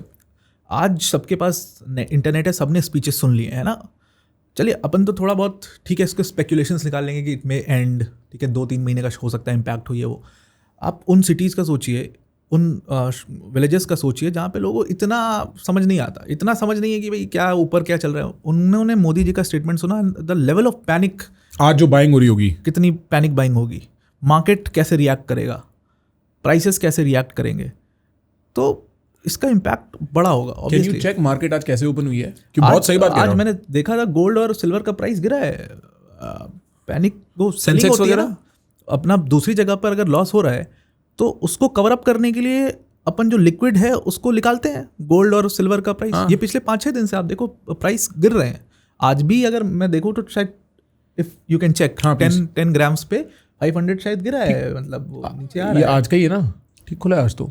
And look at the gold and silver prices also, वो गिर रहा है वो। पर हाँ सर, देखो ये बात तो है, मतलब मैं जिससे बात कर रहा हूँ ना, सबके मुंह पे यही बात है कि मोदी जी कोविड मोदी जी, वो पूरा ट्रॉमा रिविजिट कर रहे हैं सब लोग। एग्जैक्टली। एंड मेरे को सच में लगता है इलेक्शन प्रेशर है बंगाल का, वरना ये चीज़ें हो सकता है और थोड़ी फास्ट ट्रैक होती, हो सकता है इस चक्कर में 6-8 हफ्ते हम रुक जाएं, क्योंकि लेट अप्रैल में है शायद, 3-4 हफ्ते है अभी। हाँ, पर the stress must be crazy, क्योंकि we don't know where we are going, बिल्कुल नहीं पता हमें। But under what conditions might this end? आपको क्या लगता है? Conditions are very simple, that Iran at this point, they are not going to give up their ballistic missile program 100%. Nuclear की बात करें तो न्यूक्लियर फैसिलिटीज़ डिस्ट्रॉय हो चुकी हैं, ठीक है। न्यूक्लियर बनाने के लिए अभी उनको 10 साल लगेगा, वैसे भी वो गिव अप कर सकते हैं। दैट ओके, 60% एनरिचमेंट पे तो वो पहले भी थे ना, JCPOA हुआ, उन्होंने एक्सेप्ट कर लिया था वो term. Ballistic missile program they are not going to give up. ये GCPO, हाँ ठीक है। तो इसमें क्या हुआ था कि सबसे पहले क्या था कि ईरान का अगेन तो इसकी पूरी, हाँ, may be this is the time कि अब हम लोग शुरू करते हैं इसकी हिस्ट्री समझना पूरी कॉन्फ्लिक्ट की। अच्छा ये वेंडिटा समझना बहुत ज़रूरी है, इससे डायनेमिक्स समझ में आएगा, तो ये अग्रीमेंट समझ में आएगा हुआ क्यों था एग्जैक्टली। तो स्टार्ट्स फ्रॉम 1953 एल से। मैं इसको जियो पॉलिटिकली रखूँगा, I am not taking it into religion, ठीक है। शिया सुन्नी वो सब आपको हर जगह मिलेगा, बट उतना प्रॉब्लम नहीं है। मैं आपको प्रॉब्लम समझाता हूँ क्या हुआ था। 1953 में मोसादेक की सरकार थी ईरान के अंदर, राइट। उन्होंने ईरानियन ऑयल को नेशनलाइज किया था। उसी के अराउंड सारे देशों ने नेशनलाइजेशन शुरू कर दिया था ऑयल का। कि मतलब प्राइवेट कंपनी उसको उठाने देंगे? नेशनलाइजेशन मतलब कि स्टेट अब चलाएगा। अच्छा, स्टेट चलाएगा, हाँ, हम चलाएंगे, प्राइवेटाइजेशन होता है, स्टेट चलाएगा। हाँ। तो नेशनलाइजेशन शुरू कर दिया था, वहीं से वेंडिटा शुरू हो चुका था यूएस से। उस समय पर आपको पता होगा कि बड़ी बड़ी US companies all over the world they were moving, और वो ऑयल का पूरा जो टेक ओवर है वो कर रहे थे। यूके भी कर रहा था, यूके तो बहुत स्लो था, यूएस ज़्यादा फास्ट था उसमें ऑयल में। इसीलिए आप देखो कि इकोनॉमिकली यूएस ज़्यादा आगे निकल गया, यूके थोड़ा पीछे छूट गया, है ना। तो वो 1953 में सारा कुछ स्टार्ट होता है, 53 में स्टार्ट होता है, और वहीं से वेंडिटा शुरू हो जाता है, वहीं से प्रॉब्लम शुरू हो जाती हैं। शाह की जो रिजीम थी पूरी, वो लेफ्ट की सरकार बोलते थे उसको, खुलेआम कहते थे लेफ्टिस्ट गवर्नमेंट है। और आप ईरान का ना 79 के पहले की फुटेजेस देखोगे ना, आपको मिल जाएगी, आप अपने स्क्रीन पे लगा देना। हाँ, बड़ा मॉडर्न बिकिनीज वगैरह, पार्टीज, प्रो वेस्टर्न कल्चर, ठीक है। हाँ। तो वो सोवियत के साथ भी बहुत अच्छे रिलेशन थे, और बड़ा अजीब सी बात थी, लेफ्ट की गवर्नमेंट थी, सोवियत के साथ तो अच्छे रिलेशन होने ही थे, चलो समझ आता है। यूएस का पपेट बोलते थे ईरान को, हाँ, शाह को बोलते थे, बिल्कुल यूएस पपेट है ये। तो दोनों से उसने बैलेंस एक क्रिएट कर रहा था। अच्छा, इकोनॉमी भी अच्छी बूम कर रही थी उस समय ईरान की, बहुत अच्छी इकोनॉमी बूम कर रही थी उस समय ईरान की, तगड़ी इकोनॉमी चल रही थी। क्या होता है कि 1979 में प्रॉब्लम बस एक था, ईरानियन रिवॉल्यूशन हुआ क्यों? प्रॉब्लम ये था कि शाह की रिजीम में पूरा पावर जो है कॉन्सेंट्रेटेड एट वन पॉइंट। अच्छा, कहीं भी वो कल्चर आ जाता है, दे वॉन्ट डिसेंट कल्चर आ जाएगा वहाँ पे। Power concentrated at one point, they will never accept, obviously they are not going to accept that. तो वो थोड़ा प्रॉब्लम वहाँ से स्टार्ट हुई। और दूसरी प्रॉब्लम थी इस्लामिस्ट फंडामेंटलिस्ट जो क्लेरिक्स थे, जो भी ये लोग मौलवीज जो थे, ये सब साइड लाइन थे पूरी तरीके से, है ना। रिलीजन का कोई इतना बड़ा रोल ही नहीं था कंट्री में, तो इनके पास तो प्रॉब्लम थी। So all of them they came together, these forces, all of them they came together, और इन्होंने फिर एक पूरा रिवॉल्यूशन जो है स्टार्ट किया। अच्छा, खोमेनी जो थे, रुहुल्लाह खोमेनी की बात कर रहा हूँ, पहले खोमेनी था। व्हेन ही वाज ब्रॉट, ये माइग्रेटेड पूरा एजेंडा था। इनको लाने का रीज़न क्या था? क्योंकि इन्होंने बहुत क्लियर कर दिया था कि मिलिटरीली कोई भी रिलीजियस लीडर मिलिटरीली इन्वॉल्व नहीं होगा ईरान के अंदर, बहुत क्लियर इन्होंने कह दिया था। तो लेफ्ट भी खुश था कि चलो ये पर्सन जो है, भले ही ये एक रिलीजियस लीडर है, ये मिलिटरी इन्वॉल्व नहीं होगा, है ना। और क्लेरिक्स तो खुशी थे कि भाई हमारा आदमी जो है वो पावर में आ रहा है। ईरानियन रिवॉल्यूशन होता है 1979 का, प्रॉब्लम यहीं से स्टार्ट होता है, सारा डायनेमिक्स यहीं से चेंज होता है। जैसे ही ये रिवॉल्यूशन होता है, किसी भी देश में आप देखोगे रिवॉल्यूशन होगा तो उसके अगल बगल के 2-4 देश जो है वो परेशान हो जाएंगे जहाँ पर डिक्टेटरशिप होगी, कि now this is going to come to us. अब हमारे लोग मोबिलाइज होंगे, हमारे खिलाफ खड़े होंगे, क्योंकि डिसेंट तो हमारे यहाँ भी नहीं है। सऊदी अरेबिया में एग्जैक्टली यही था, यूएई, कतर, आप हर जगह देखो। तो ये सारे देश इसलिए, एंड सबसे बड़ी प्रॉब्लम क्या थी, रीजनल प्रॉब्लम, कि ये लोग जो है ये अरेबियन कंट्रीज हैं। ईरान अरेबियन नहीं है, पर्शियन है, इट इज़ पर्शियन। सो एक सेंस ऑफ ईरानियन नेशनलिज्म बहुत स्ट्रांग है वहाँ पे, इसीलिए वो लास्ट दम तक फाइट करेंगे। तो सेंस ऑफ जो ईरानियन नेशनलिज्म है that comes from the Persian empire, की हम कभी कॉलोनी नहीं थे यार, हमारे ऊपर किसी ने राज नहीं किया, हम we have ceded to nothing. सो वो बहुत strong sense of Iranian nationalism भी है। तो यहाँ से क्या हुआ, 79 में सरकार आती है, मतलब ईरानियन रिवॉल्यूशन होता है, 80 में वॉर शुरू होता है, ईरान इराक वॉर। अच्छा। And from here the dynamics changes. Iraq और ईरान का जो वॉर था, Saddam Hussein was the face of at Iraq में। Saddam Hussein was backed by US, obviously US चाहता था कि हमारी सरकार बन जाए फिर से वहाँ पे। उनको बहुत अच्छा पॉइंट लगा कि वॉर एकदम 1 साल बाद स्टार्ट हो गया, इतना अच्छा स्ट्रक्चर नहीं बन पाया होगा, पॉलिटिकली बहुत वीक होंगे, गिरा देंगे। So it started from there. Saddam Hussein को यूएस ने बैक किया, कोई प्रॉब्लम नहीं था वहाँ तक। लेकिन गल्फ कंट्रीज़ को सद्दाम हुसैन एक शील्ड की तरह लगा कि अगर ये व्यक्ति इतना शक्तिशाली हो जाए कि ये ईरान में सरकार को गिरा दे, तो वो तो हमारे लिए भी बहुत अच्छा है, वहाँ पे फिर से डिक्टेटरशिप आ जाएगी and it is not going to plan to us. ये चीज़ हमारे यहाँ नहीं आएगी।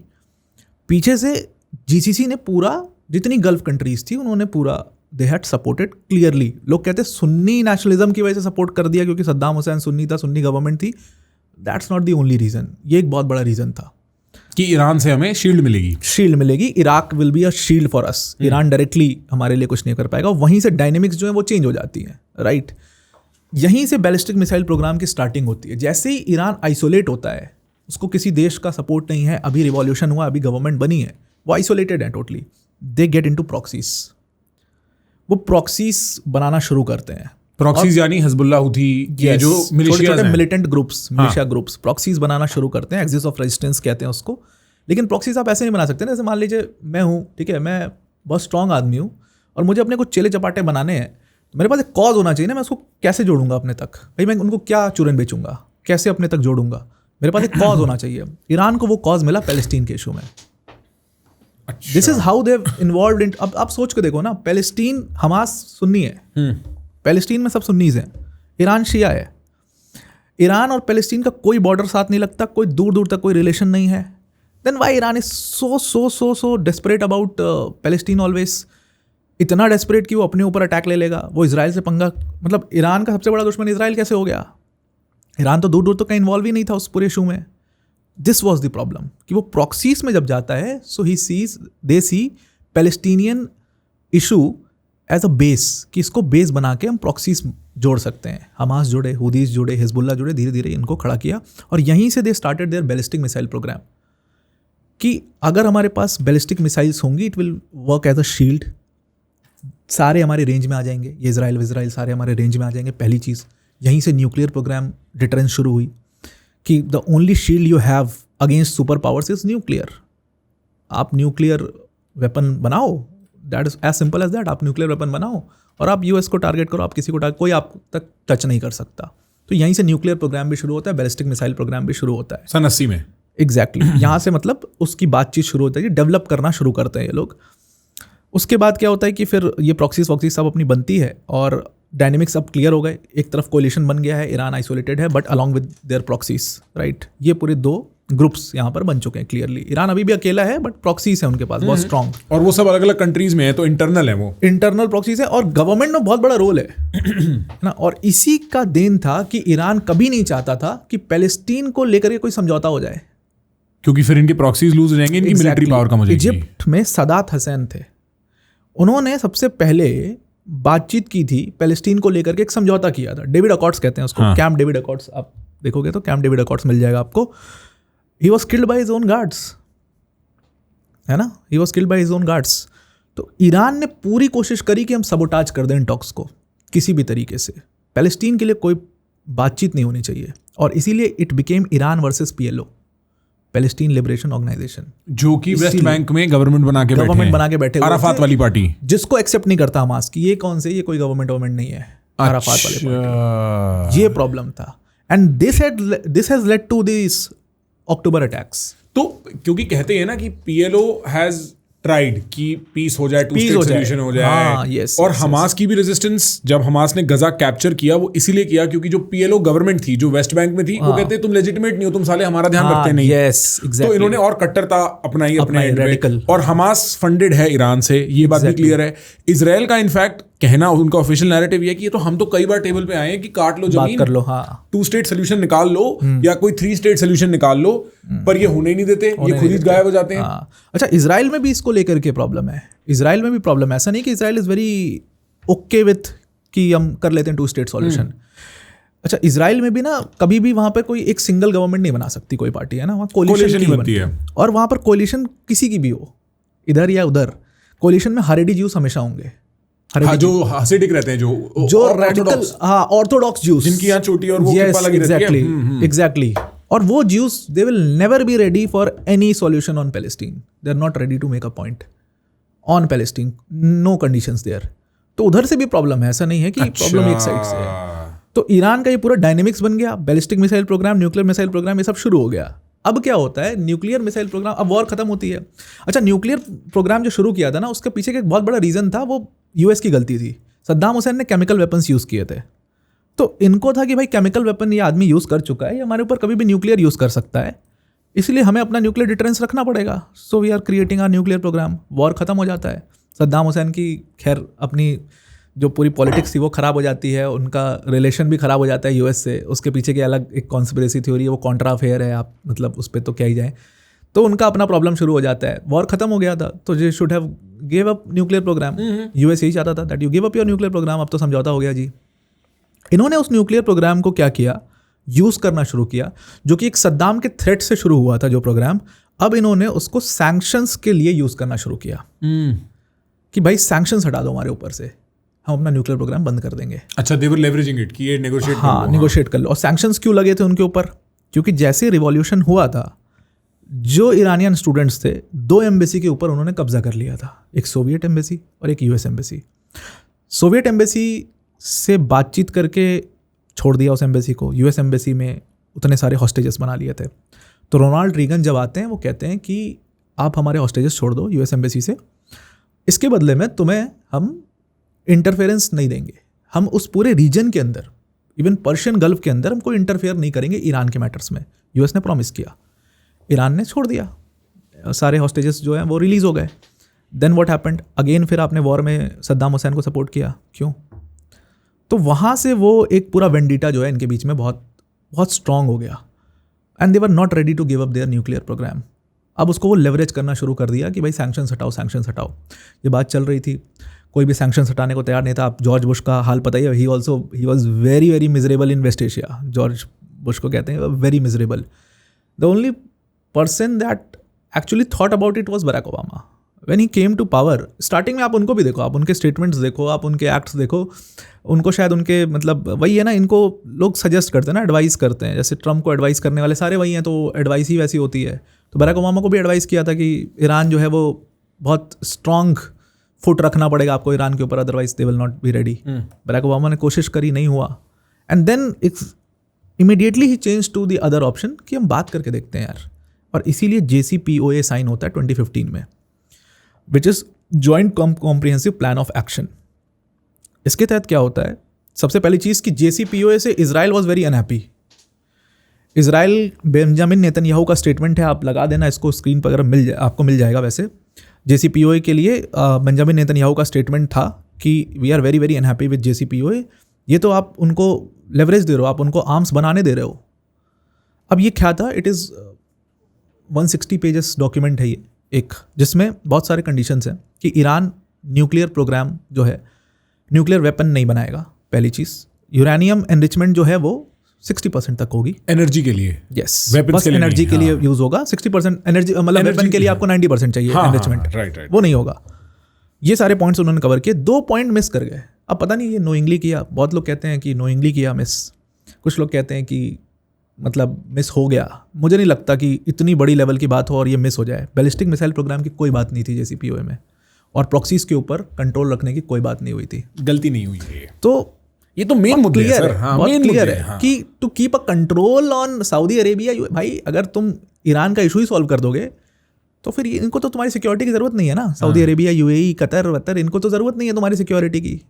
फिर how you are a stake holder in West Asia? Geopolitics दोनों तरफ की गेम है। तो वेस्ट एशिया में कोई स्टेक होल्डर बचते ही नहीं, ईरान को कैसे बचाते फिर? तो इसलिए इन्होंने इसको फ्रंट को ओपन छोड़ दिया।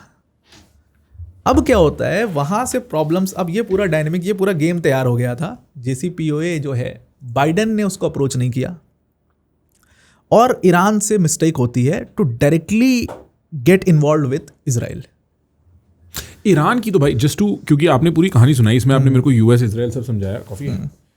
इसमें आपने जो मेरे को नहीं समझाया वो है इजराइल का रोल, और मैं इजराइल के रोल से थोड़ा सा वाकिफ हूँ, तो मैं उस बारे में बात करना चाहता हूँ। ये तो बहुत क्लियर है ना इजराइल का रोल। देखिए क्या है कि ज्यूज और हम रिलीजन पे जाते ही नहीं है ना, ज्यूज और मुस्लिम्स की लड़ाई है वो सब पे जाते ही नहीं है। ये पूरा ना प्लॉट का झगड़ा है, लैंड का झगड़ा है, ठीक है, बहुत क्लियर है। जेरूसलम, हाँ, आप ना गाजा का लोकेशन देख लो, है ना, मैप खोलोगे ना आपको गाजा का लोकेशन दिखाई देगा।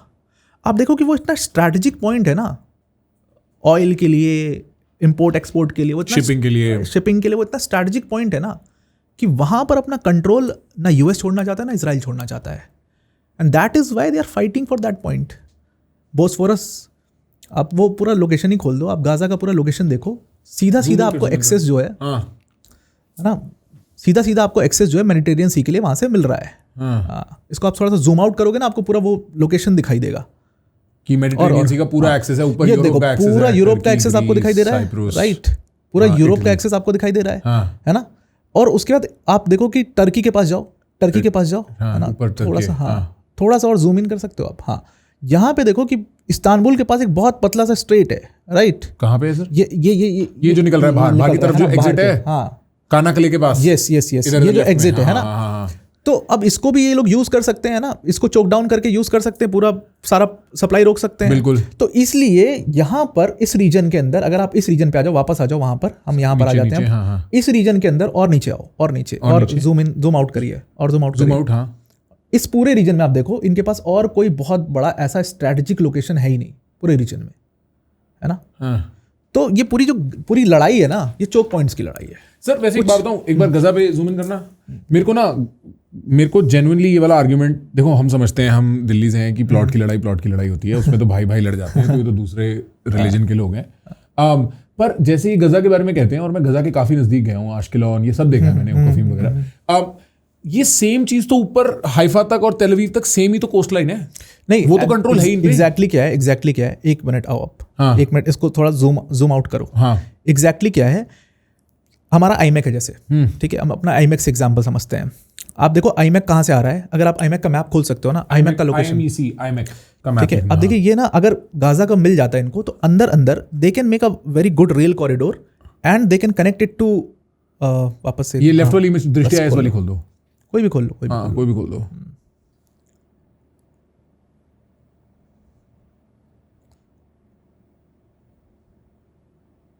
हाँ ठीक है, ये मैप है, हाँ, है ना। हाँ। अब देखो ये अंदर जा रहा है, मिडिल ईस्ट से बिल्कुल अंदर जा रहा है, फ्रांस तक, है ना। हाँ। और जूम इन करिए, और जूम आउट, और जूम इन, हाँ, और जूम इन, और इतना ही जूम इन होगा सर। ये वैसी इमेज है ना। अच्छा, ढूंढना, कोई एक बेटर इमेज ढूंढना, वो ढूंढता है सर। हाँ, मतलब मैं आपको समझा देता हूँ प्रॉब्लम क्या है कि हमारे पास अगर लैंड एक्सेस होता है, तो हम अंदर रेल कॉरिडोर्स बना सकते हैं, जो चाइना कर रहा है। आप देखो ना, चाइना को बेल्ट एंड रोड इनिशिएटिव में चाइना को क्या जरूरत है पाकिस्तान में इन्वेस्ट करने की? उसको तो सड़क एक्सेस तो है ना उनके पास, हाँ, उसको सड़क चाहिए, उसको रेल कॉरिडोर्स चाहिए। चाइना को क्या जरूरत है वहां पर इतना इन्वेस्ट करने की? पाकिस्तान तो मतलब कोई जरूरत नहीं है इन्वेस्ट करने की, आपके पास तो सी एक्सेस था ही। लेकिन क्या होता है ना कि एक बहुत लंबा डिस्टेंस आपको ट्रेवल करना पड़ता है, जो कि बहुत स्लो होता है। समझ गया मैं, ट्रांसपोर्टेशन बचाने के लिए। ट्रांजिट पीरियड आपका 40 डेज का होगा, अगर आप अंदर से आ जाओगे तो वो शायद 20 डेज का हो जाएगा।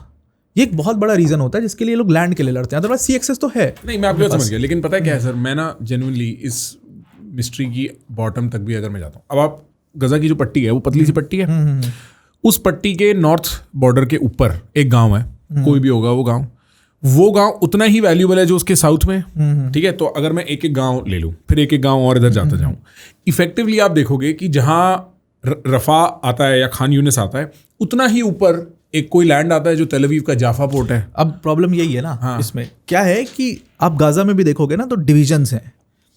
जो सेंट्रल गाजा है that was more in control of Hamas. अब जैसे मेरा घर है, ठीक है, मैं ऐसे एग्जांपल से लेता हूँ, मेरा घर है, ठीक है, मेरी कॉलोनी के स्टार्टिंग पॉइंट पर 2-4 ऐसा बदमाश टाइप के लोग बैठे हुए हैं।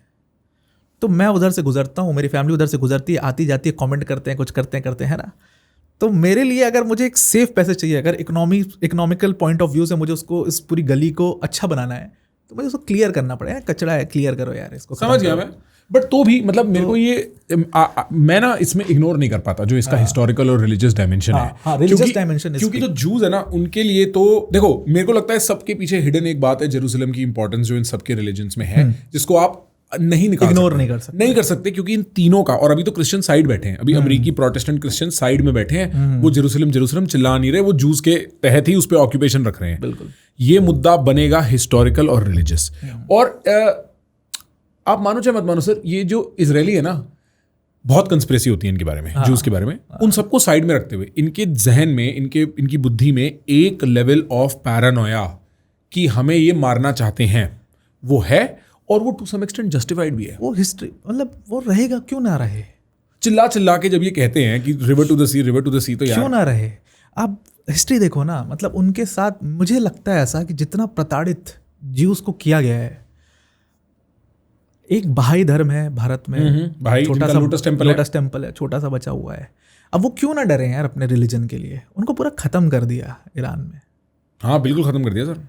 तो जिसके साथ इतनी प्रताड़ना इतने सालों तक हुई है, हिटलर से लिया उस टाइम से, और भी पहले से आप उठाते आओ हिस्ट्री, पूरी ज्यूस की हिस्ट्री पर आप पूरा आओ, जेरूसलम की पूरी लड़ाई, एंड देन फिर किस तरीके से उनको यहाँ से माइग्रेट करवाया गया, किस तरीके से क्या स्थिति थी। आप उनकी फोटोज देखो, इमेजेस देखो, तो why would they not be in fear. I agree. क्यों नहीं वो रिलीजन को पकड़े रहे। और अगर आप तेल अवीव जाओ ना सर, तो तेल अवीव से आगे पहाड़ियाँ दिखती हैं जो फिलिस्तीन है। मैंने वहां से एक रॉकेट लॉन्चर मारना है और वो 4 बिल्डिंग तोड़ देनी है सर उसने। लोग ये बात समझते नहीं है कि आप पूरा नॉर्थ टू साउथ इजराइल 3 घंटे में जा सकते हो, जो दिल्ली से आगरा का डिस्टेंस है। सबसे बड़ी बात क्या है ना, they have nowhere to go, it is their only land. बस जैसे हमारे लिए इंडिया है ना, आप ये समझो। हाँ बिल्कुल सही। तो उनके लिए ना वैसा ही इजराइल है। हम विल एवर बी कि इस पॉइंट पर आएंगे हम कभी भी कि क्या हम इंडिया के साथ समझौता कर लेंगे? नहीं कर सकते, कर ही नहीं सकते। We have nowhere to go, है ना। वही हाल इजराइल का है, that they have nowhere to go. तो उसका है। मेरे को ऐसा लगता है इस पूरी डायनामिक में ईरान को मेरा अभी तक अंडरस्टैंडिंग ये थी, आपकी प्रॉक्सी वाली अंडरस्टैंडिंग ने एक डायमेंशन ऐड किया, पर मेरे को लगता था ईरान को बनना है लीडर मुस्लिम वर्ल्ड का। और वो फिलिस्तीन के मुद्दे को लेके और फिलिस्तीनियों को एज पॉन्स यूज करके, अपनी प्रॉक्सीज को पॉन्स यूज करके इजराइल पे प्रेशर डालता है, और उसका सीधा मुद्दा है डेड टू द जूज, खत्म बात, एंड ऑफ स्टोरी। आज नहीं तो कल मारेंगे जरूर। जूज को ये बात पता है, और लोग कहते हैं कंस्पिरेसी है। अगर कंस्पिरेसी होती ना, वो इतनी एफर्ट डाल के बिल्कुल मोसाड खुमैनी की जेब में नहीं बैठा होता स्पाइंग करने के लिए। अगर कोई बात प्रोपेगेंडा होती है, उसके पीछे एफर्ट नहीं होता सर। एफर्ट रियल डर के पीछे ही होता है। तो जूस का ये है कि भाई ये हमें मारना दे। और मेरे को तो ये कॉम्प्लिकेशन भी लगती है कि इजराइल चाहता है भाई ईरान का मुद्दा खत्म करते हैं, अमेरिका को अपने बड़े गुंडे दोस्त को बुला के कि जियान आ जा, इसमें नोबिता में मार लगा देते हैं। हाँ एग्जैक्टली, ये पूरा वॉर। बल्कि अभी ट्रम्प एडमिनिस्ट्रेशन से जो उनके काउंटर टेररिज्म के डायरेक्टर थे, उन्होंने रिजाइन किया। उन्होंने कहा they are very wrong with this West Asia crisis. मैं इसके सपोर्ट में कभी भी नहीं था कि यूएस उसमें इन्वॉल्व हो। इजराइल के प्रेशर में यूएस इन्वॉल्व हुआ, तो इजराइल का तो प्रेशर था ही। इजराइल का प्रेशर ये है, कंप्लीट खत्म करो, ऑब्लिटरेट करो, खत्म करो, रिजीम चेंज करो, ये प्रॉब्लम अब नहीं ले सकते। उसके पीछे रीजंस भी है। There are some very big projects that are going to come into West Asia, जिसमें Israel is a very big stake holder like IMEC. तो स्टेबिलिटी चाहिए, स्टेबिलिटी चाहिए इस रीजन में, कुछ भी करके स्टेबिलिटी चाहिए। और फिलिस्तीन और इजराइल के रहती नहीं है, होगी नहीं। And next 3 to 5 years is very very important for West Asia, हमारे पॉइंट ऑफ व्यू से भी। इसीलिए हमारा इंडिया का इम्प्लीकेशन इतना बड़ा है, इम्पैक्ट इतना बड़ा है हमारे पॉइंट ऑफ व्यू से भी। आप ग्लोबल पावर के रेस में बन ही नहीं सकते जब तक आपके पास सप्लाई रूट्स अपने नहीं होंगे। आपको एनर्जी इंडिपेंडेंट होना पड़ेगा। ऐसे कॉन्फ्लिक्ट जोन से आप एनर्जी नहीं ले सकते। कुछ बोलता रहा अमेरिका, सैंक्शन अभी देखो ना, आप रशिया से ले लेंगे। हाँ, इशू हुआ एंड कितने 13, 14, 15 दिन में आपको इम्पैक्ट समझ में आ गया। हाँ, आप सोचो उधर रशिया यूक्रेन का वॉर 4 साल, चौथा साल है ना ये, चौथा ऑलमोस्ट चौथा, हाँ 3.5 हो गए। हाँ, आप सोचो वहाँ के जो देश हैं जितना इम्पैक्ट उनके ऊपर होना चाहिए था उतना नहीं है, दे स्टार्टेड टू डाइवर्सिफाई। हाँ, पोलैंड सब अपना सिस्टम फिक्स कर लिया है, मतलब मिला जुला के कर लिया। जो थोड़ा बहुत लॉस तो इकोनॉमी पे वो तो होगा ही होगा। अपन की हालत मतलब 15 दिन में हमें समझ आया। तो इंडिया के लिए भी बहुत इंपॉर्टेंट है कि 3 to 5 ईयर्स में आप अपने लिए एक सप्लाई रूट अपना नहीं बनाओगे तो प्रॉब्लम हो जाएगी। India knows this and Israel also knows this कि हमेशा ये पूरी थ्रेट को लेकर के आप नई थ्रेट को लेकर के आप आगे नहीं बढ़ सकते। तो next 5 years are very very important for West Asia. मैं समराइज करता हूँ, आप बताना मैं सही समझा कि नहीं। मेरा मानना ऐसा है कि इजराइल का ये कहना है कि भाई ईरान को अब मार मूर के ख़त्म करते हैं, ये भी टूटा हुआ है पिछली वॉर के बाद, ठीक है, ये फिर मिसाइल बना रहे हैं, ये फिर मिसाइल बना रहे हैं, तो वो अमेरिका को लेके आता है। अमेरिका का इंटरेस्ट ये है कि इस एरिया पे अब मैं कब्जा करूं और इसके थ्रू जो शिपिंग रूट्स, इसके थ्रू जो वेस्ट एशिया में डोमिनेंस, इसके through oil, straight of Hormuz, America का एक इंटरेस्ट ये भी है कि वो सारे ऐसे major shipping choke points control करना चाहता है जहां से चाइना की सप्लाई चेन चलती है। बिल्कुल करेक्ट। क्योंकि चाइना सामने से कह रहा है मैं तेरे को रेयर अर्थ नहीं दूंगा चिप बनाने के लिए, तो वो एआई रेस में पीछे ना रह जाए, लेवरेज बराबर रहे। अमेरिका इसलिए आता है। पर ट्रंप है मीडिया का मुरीद। ट्रंप को पता है जब मीडिया का सेंटिमेंट घूमता है तो उसको भी घूमना पड़ता है उसको लेके। ईरान का मुद्दा मेरे को लगता है ईरान ये तो समझ गया कि ना वो इजराइल से जीत सकता है ना वो अमेरिका से जीत सकता है। एग्जैक्टली। और मेरे को नहीं लगता कि ईरान कोई बहुत जल्दी, ये मेरा मानना है, इंटेलिजेंस की दुनिया बहुत अलग है। I don't think Iran was ready to attack Israel in any meaningful way जब ये वॉर 3-4 मार्च को चालू होती है। पर अब मार दिया यूएस इजराइल ने, तो ईरान कह रहा है मेरे पास कोई ऑप्शन नहीं है, मैं गल्फ पे मारूंगा। गल्फ सरप्राइजिंगली बड़ा चुप है। अगर मैं दुबई या यूएई कि किसी भी उसका शेख होता, इमराती होता, मैं फोन करता ट्रम्प को, बोलता बंद करवाओ इसे, क्या चल रहा है ये। एग्जैक्टली। प्रॉब्लम ये है gulf has lot to lose. Gulf में मैक्सिमम जितनी कंपनीज ऑपरेट कर रही हैं दे आर ईदर यूरोपियंस और अमेरिकन्स। एक तो वो प्रॉब्लम है। And economically and tourism perspective, tourism के लिए कौन जाता है गल्फ में? जाते हैं सर, एक टाइप का आदमी तो टूरिज्म के लिए भी जाता है। टूरिज्म के लिए नहीं, एग्जैक्टली, मतलब टूरिज्म बहुत ज्यादा है। कौन लोग जाते हैं टूरिज्म के लिए? अमीर लोग जाते हैं, बहुत अमीर आदमी जाता है यूरोप एंड दिस। हाँ। तो एक ना उनकी पूरी economic industry that revolves around Europe and tourism largely सब इमिग्रेटेड इकोनॉमी है उनकी। हाँ, तेल और immigration. So they have lot to lose. वो किसी का साइड, वो यूएस का साइड नहीं छोड़ सकते और वो प्रेशर भी नहीं क्रिएट। दैट इज व्हाई मैं कहता हूँ ना कि दे सब कहते हैं कि they have ceded to US pressure. बड़ी सरप्राइजिंग बात है क्योंकि आप मेरे को अमेरिका प्रॉमिस करता है गल्फ को कि मैं ध्यान रखूंगा, सिक्योरिटी तो मैं दूंगा। हाँ, और वो सिक्योरिटी तो बिल्कुल किससे सिक्योरिटी? ईरान से और बिल्कुल बेसलेस निकलती है। पर ये जो ये पूरा Catch-22, ये जो कॉम्प्लिकेटेड चेस पजल हमारी आंखों के सामने है, इसके अंत का तो कोई स्कोप ही नहीं है। क्योंकि सपोज अमेरिका कहता है कि मेरे इलेक्शन आ रहे हैं, मैं इसको रोकना चाहता हूं, मैं अपने बच्चे मरते हुए नहीं देखना चाहता, I don't want to put boots on ground. ये खत्म अगर हो गया, आप सोचो, अगर अभी जो हमने पूरा डायनेमिक्स समझा अगर खत्म हो गया, ईरान का थ्रेट ही खत्म हो गया, जो इजराइल चाहता है कि ईरान का थ्रेट ही खत्म करो यार, नहीं चाहिए, सारे मिलिशियाज खत्म हो जाएंगे ऑटोमेटिकली, सारे मिलिशियाज खत्म हो गए, फिर कोई थ्रेट परसीवरेंस होगा ही नहीं उस रीजन में। तो यूएई, सऊदी अरेबिया, कतर या इन देशों को, ओमान या इन देशों को किसी की सिक्योरिटी की रिक्वायरमेंट है? नहीं है, मे बी नहीं है। तो why would they and this? इतना अच्छा होल्ड अगर है इन देशों के ऊपर, जिससे 20 to 25% आप एनर्जी के ऊपर कंट्रोल रखते हो, why you are going to end it completely? तो एक घायल कुत्ता बना के छोड़ना चाहता है ईरान को। बेसिकली इसमें चाइना का भी बहुत बड़ा एंगल था, उसको हर्ट चाइना को करना था, क्योंकि चाइना ने जो उसके साथ किया, उसने सैंक्शंस लगाया 150%, फिर 250%। चाइना ने कहा ठीक है बेटा, हम तुम्हें अपने रेयर अर्थ मिनरल्स देंगे ही नहीं, ठीक है, उसने रोक दिया। ट्रम्प तुरंत घुटनों पे आ गया एंड देन दे वो डील कर लिया उनसे। अब चाइना जहाँ से ऑयल लेता है, उन दोनों जगहों पे कोइंसिडेंटली नहीं है ये, उन दोनों जगहों पे इसने हर्ट किया है। पहली चीज़ वेनेजुएला में इसने मादुरो को उठाया, वहाँ पे डॉल्सी रोड्रिगेज की सरकार बनवाई और कहा कि चाइनीज़ ऑयल ख़त्म होगा, बेचेगा ये, उसको सप्लायर तो चाहिए ही, मतलब बेचना तो है ही, लेकिन मैं बेचूंगा ताकि मैं अपनी टर्म्स एंड कंडीशंस के हिसाब से चला सकूं। एंड सेकेंड वॉज ईरान, इसलिए इसने ईरान को भी हट किया, वो भी एक बहुत बड़ा एंगल था इसमें। बाकी सारी पॉइंट्स तो हैं ही, बट वो भी एक बहुत बड़ा एंगल था। ईरान को खत्म कर देगा? आई डोंट थिंक सो, मतलब उसके इंटरेस्ट में नहीं है बिल्कुल। ये मुझे लगता है, अब अगेन ये स्पेकुलेशन होगी, बट ईरान को पूरा खत्म कर देगा या कर पाएगा, मुझे नहीं लगता। आई डोंट थिंक। मेरे को ये जरूर लगता है कि इसका इंटरेस्ट ये था कि या तो जो रजा पहलवी का जो अब बेटा है उसको बना, हाँ, जो लॉस एंजलिस में बड़ा हुआ है, regime change करके वापस शाह की सरकार लगा दो, अपने यहाँ से चलाएंगे।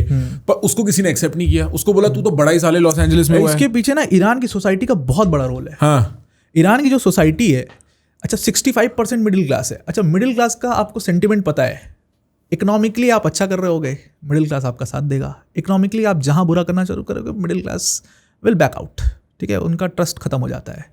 65% मिडिल क्लास था। ये मिडिल क्लास ईरान की बहुत बड़ी वो ताकत है जो एक्चुअल में प्रो वेस्टर्न है।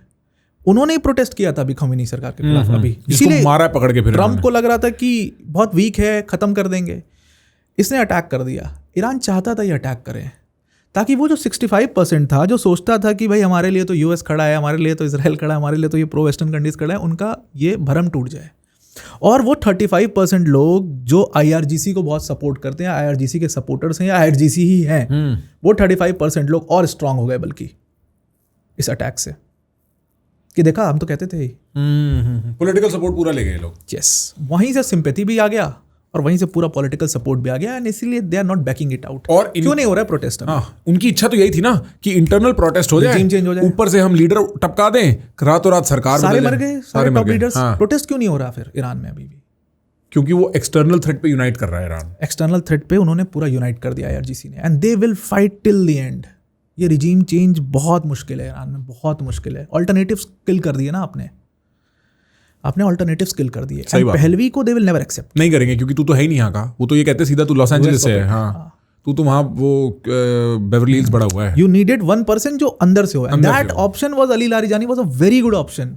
अगर आप उसके थोड़ा सा बैकग्राउंड, जिसको मार दिया इन्होंने, अगर आप उसके थोड़ा सा बैकग्राउंड में जाओगे अली लारिजानी के, ही वाज दैट पर्सन जो रशिया से भी बात कर रहा था, जो यूएस से भी बात कर रहा था, जिसके कॉन्टैक्ट्स बहुत स्ट्रांग थे, जियोपॉलिटिकल कॉन्टैक्ट्स बहुत स्ट्रांग थे। वो एक बहुत समझदार व्यक्ति हो सकता था जो ईरान की रिजीम को चला सकता था। आपने उसको भी किल कर दिया,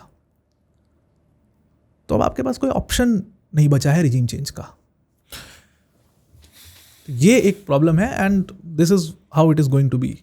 You cannot see any future no in this.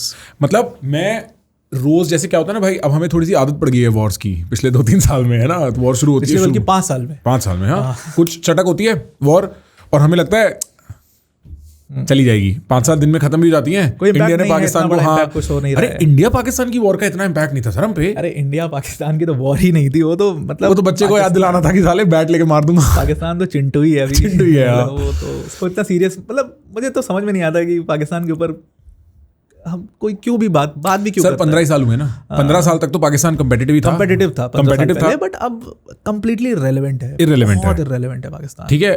और लेकिन अगर मैं एक स्ट्रेटेजिस्ट होता तो मैं घायल कुत्ते को उसकी औकात देता कि एक घायल कुत्ता बहुत जोर से काट सकता है अगर उस पर ध्यान हटा दिया आपने, तो एक वो वाला एंगल है। बट हाँ, इंडिया ओवर एम्फसाइज करता है, नो डाउट। बट अपना जो एजेंडा है ना वो बहुत लॉन्ग टर्म है। हमें ना थोड़ा सा चाइना को देखना पड़ेगा। हमारा रियल थ्रेट चाइना है, नॉट पाकिस्तान। तो बच्चा है, मतलब आप चाइना को देखो, अभी वो 6th जनरेशन पे काम कर रहे हैं अपने। 6th जनरेशन फाइटर जेट्स पे काम कर रहे हैं। हमें उन सारे डायमेंशंस में सोचना है जहां चाइना सोच रहा है। टेक्नोलॉजिकली आप देखो, they have a very good control over, now they have started to have a good control on electric vehicles. Elon Musk को बुला के बेवकूफ बना के वहां पे BMD खड़ी कर दी, है ना, BYD खड़ी कर दी। They have control over data, they have control over electronics, they have control over military. अब वो फेल हो रहा है, सही हो रहा है, लेकिन एक मास का बहुत बड़ा रोल होता है। सर इनकी जो शिपिंग कैपेसिटी है, मैं कहीं एक ना बहुत ऐसे बड़े कमेंटेटर है बालाजी श्रीनिवासन करके, हाँ, आपको पता हो तो बालाजी के साथ ना एक बार मैं पॉड करने गया था मलेशिया रहते हैं वो, मलेशिया सिंगापुर के एज पे। तो उन्होंने मेरे को एक प्रेजेंटेशन दिखाई और वो बता रहे थे कि किस तरीके से चाइना ऊपर जा रहा है, जो अमेरिका में डिस्कस नहीं होता, उनका अमेरिकन POV। वो कह रहे थे कि चाइना का एक शिपिंग यार्ड इतना बड़ा है और इतनी शिप्स बना रहा है पर ईयर, जो टोटल अमेरिका के शिपिंग यार्ड्स नहीं बना रहे हैं। एक शिपिंग यार्ड, और उस चाइना के पास शिपिंग यार्ड्स भी अमेरिका से ज्यादा है। So the production is war time production is insane.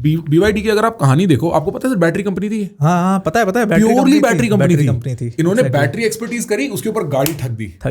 मतलब, और चाइना का थोड़ा टेक्नोलॉजी मॉडल ना अमेरिका से अलग है। ये सारी यूटिलिटी खा जाते हैं कि पानी में भी जाएगी गाड़ी, उड़ के भी दिखाएगी गाड़ी, और वो टेक्नोलॉजी मॉडल होना भी पड़ेगा जब आपके पास। अब आप देखो ना अमेरिकन हेजेमनी को कैसे लेवरेज करने की कोशिश कर रहा था। चाइना या इंडिया जैसे ही देश हैं जो इसके खिलाफ खड़े हो सकते हैं। तो इंडिया को इन सारे डायमेंशंस में सोचना, पाकिस्तान बहुत इररिलेवेंट है। पाकिस्तान मतलब कहीं पे भी स्टैंड नहीं करता इस समय पे, तो वो कोई ना एक बहुत अच्छी इंटेलेक्चुअल रेलेवेंट डिस्कशन का डायलॉग का पार्ट नहीं हो सकता। It's like beating Bangladesh in a cricket match. हाँ, कि अब यार इस पे क्या ही तुम तो खुश हो गए, ये तो उम्मीदन है, ये तो उम्मीदन है। एग्जैक्टली, मतलब धुरंधर बढ़िया है, ऐसी पिक्चरें आ जानी चाहिए साल में 1-1.5 बार। But it's also funny sir, अगर आप इंडिया की हिस्ट्री थोड़ी सी जूम आउट करो, क्योंकि जितने ज़्यादातर व्यूअर्स हैं, खैर मेरे व्यूअर्स तो सब 25+, 50-60% व्यूअर्स 25+ हैं मेरे। आपके व्यूअर्स भी मेरे को लगता है 20 से 30 की रेंज में होते होंगे, क्योंकि एस्पिरेंट्स रहते हैं। एस्पिरेंट्स हैं। इन लोगों को याद नहीं होगा, मेरे को याद नहीं होता अगर मैंने इस बारे में रिसर्च नहीं करी होती, बट 90s और 2000s में मिलिटरीली, क्रिकेट में और इकोनॉमिकली पाकिस्तान वाज अराउंड। उनके पास कंपेटिटिव था वो। और उस टाइम पे कई बार उनके पास हमें उल्टा 2008 में जो ये 26/11 हुआ है, उसके बाद आसिफ अली जरदारी की स्टेटमेंट है इंडिया के लिए, इसको ज़्यादा सीरियसली मत लीजिए आप। अबे तेरी like how dare you boss, साले तेरे को जरा लाइक अब बोल के देखें तो वो पॉसिबल ही नहीं है। And this change starts happening, मेरे को लगता है sometime around that time, like early 2010s में ही कुछ चेंज आता है कि भारतीय आदमी कहता है हम अपनी इकोनॉमी बनाएंगे, हम रिलीजियस फंडामेंटलिज्म में डूब के अपना दिमाग खराब नहीं करेंगे। नहीं, इसमें बहुत सारे मतलब प्लेयर्स रोल, इनमें बहुत सारे बड़े, मैं कहता हूँ लीडर्स का बहुत बड़ा रोल है जो इकोनॉमिकली बहुत स्ट्रांग फुट रखा। मनमोहन सिंह को एक बहुत ही लेजेंडरी लीडर मानता हूँ उस मामले में, कि now we will back on our economy, और जीत वही है। And technology, 2 things, back on our economy and technology. Infrastructure इतना स्ट्रांग करो कि ये तो बच्चे हैं, मतलब बच्चे रह जाए। और वो अब डिफरेंस हो गया है, और वो दिखा आपको 10 साल में ना, वो दिखा। एंड 2014 के बाद तो फिर आप जियोपॉलिटिकल बहुत स्ट्रांग फुट रखा इंडिया ने, जो एक्सपेक्ट नहीं किया था। मिलिटरीली भी डिफेंस पर्सपेक्टिव, डिफेंस प्रोक्योरमेंट्स इतने तेजी से बढ़े। फिर जो डिफेंस इंफ्रास्ट्रक्चर डेवलप हो इंडिया का, कि इंडिजिनसली हम डेवलप करेंगे। लेकिन इसमें मतलब बहुत सारे देखिए लैशेस तो होते ही हैं, डिलेज हैं, लैशेस हैं, वो तो होता है, लेकिन at least you started working on it. AMCA बहुत ही अच्छा visionary 5th generation fighter jet program है, मतलब मैं चाहता हूँ कि वो सक्सेसफुल हो। तो इन सारे डायमेंशन में जब आप सोचना शुरू करते हो तो आपको पाकिस्तान बहुत ही बौना सा एक छोटा सा देश दिखाई देगा। राइट, बट ये बात तो है न्यूक्लियर डिटरेंस, न्यूक्लियर डिटरेंस बस वही है, that is what is saving Pakistan. वही ईरान का जो सोचा था ना, बिल्कुल सही सोचा था, कुछ गलत नहीं था। एज सिंपल एज दैट, आप न्यूक्लियर बनाओ, जियोपॉलिटिकली आप रेलेवेंट हो जाओगे, आपको कोई टच नहीं करेगा। बाकी आपके देश में क्या चल रहा है वो एक बहुत इंटरेस्टिंग बात न्यूक्लियर हिस्ट्री को लेके ये भी है कि अगर आप कभी मैप स्टडी करो किन कंट्रीज ने न्यूक्लियर बनाया और कैसे इधर उधर मूवमेंट हुई, तो अमेरिका ने बनाया 45 में, ठीक है, फिर रशिया ने बनाया पैरेलली, वो टेक्नोलॉजी उन्होंने चाइना को दी, अमेरिका ने टेक्नोलॉजी फ्रांस को दी, साउथ अफ्रीका को दी, अमेरिका ने पाकिस्तान को दिया, पाकिस्तान चोरी करके लाया, जो कहते हैं AQ खान वाली बात। इंडिया ने इंडिजिनसली बनाया, इंडिया को किसी ने मदद नहीं करी। और यही सबसे बड़ा मतलब इंडिया के लिए जियोपॉलिटिकल गेम चेंजर जो साबित हुआ है वो यही हुआ है कि इंडिजिनसली आपने अपना न्यूक्लियर प्रोग्राम बना दिया। वो प्योर भारतीय आदमी की जो मानसिकता है, उसकी जो इंटेलिजेंस है ना, उसका प्रूफ है। इट मे बी इंस्पायर्ड, या इट इज इंडिजिनस। हमें किसी ने नहीं टेक्नोलॉजी कह देता है ना लोग, कि ऐसे क्रिटिसाइज करने के लिए बोल देते कि बोरोड है।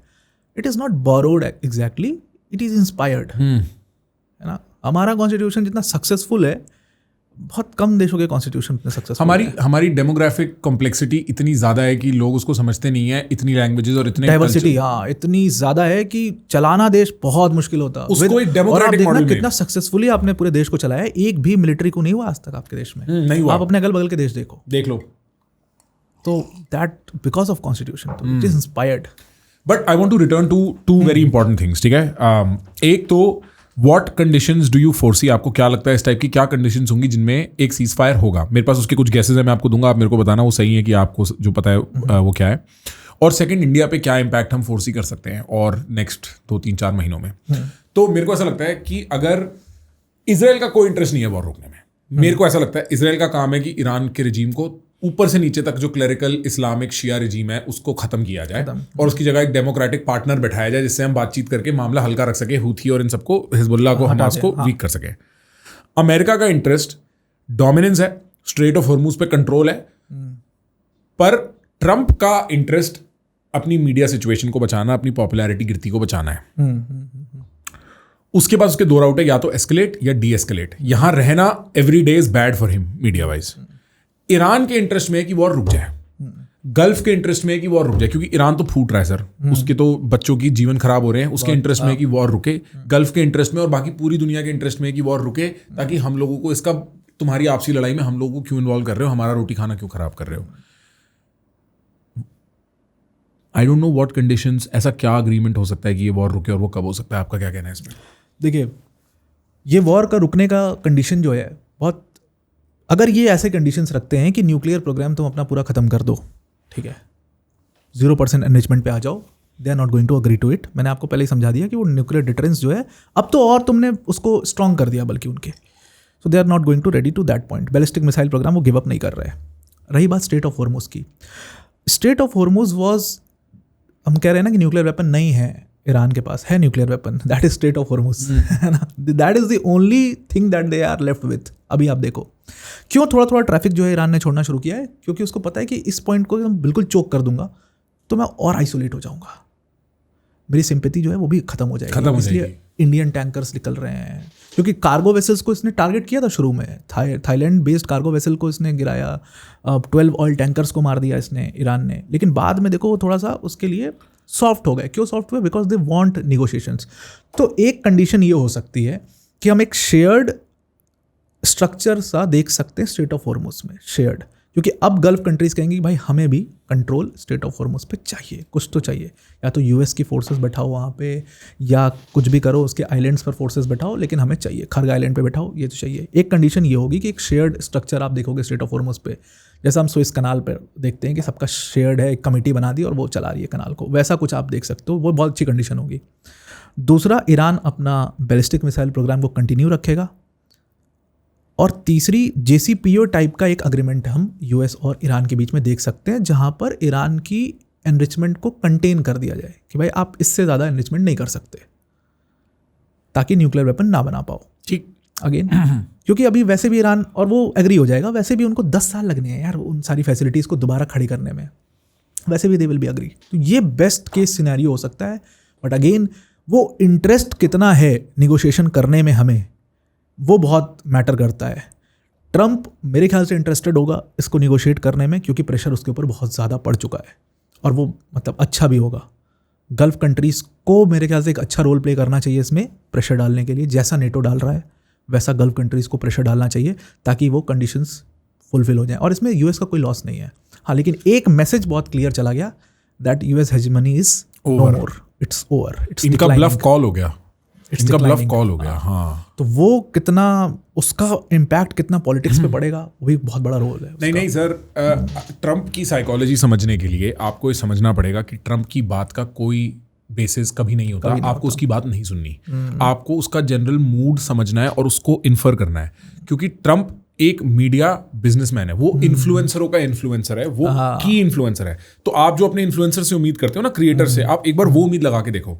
अगर पब्लिक सेंटिमेंट शिफ्ट होगा तो ट्रंप उधर शिफ्ट होगा ही होगा। उसके लिए उसे अपने बेटे को ही बेदखल क्यों ना करना पड़े, जैरेड कुशनर को ही गाली देके अपने सन इन लॉ को ही बेदखल क्यों ना करना पड़े। ट्रंप एक चीज का मुरीद है, वो है मीडिया का, विच मीन्स कि एक सिचुएशन, ये कंडीशन नहीं होगी। आप JCPOA की बात कर रहे हो, वो डॉक्यूमेंट अलग बात है, मीडिया में ट्रंप को विक्ट्री अनाउंस करनी ही पड़ेगी। और जो आप कह रहे हो ना कि फिर से वही हो जाएगा जो 2015 में हुआ था, या अभी 2025 में भी होके चुका है, उसमें क्लियरली विक्ट्री निकाल पाना बड़ा मुश्किल काम है।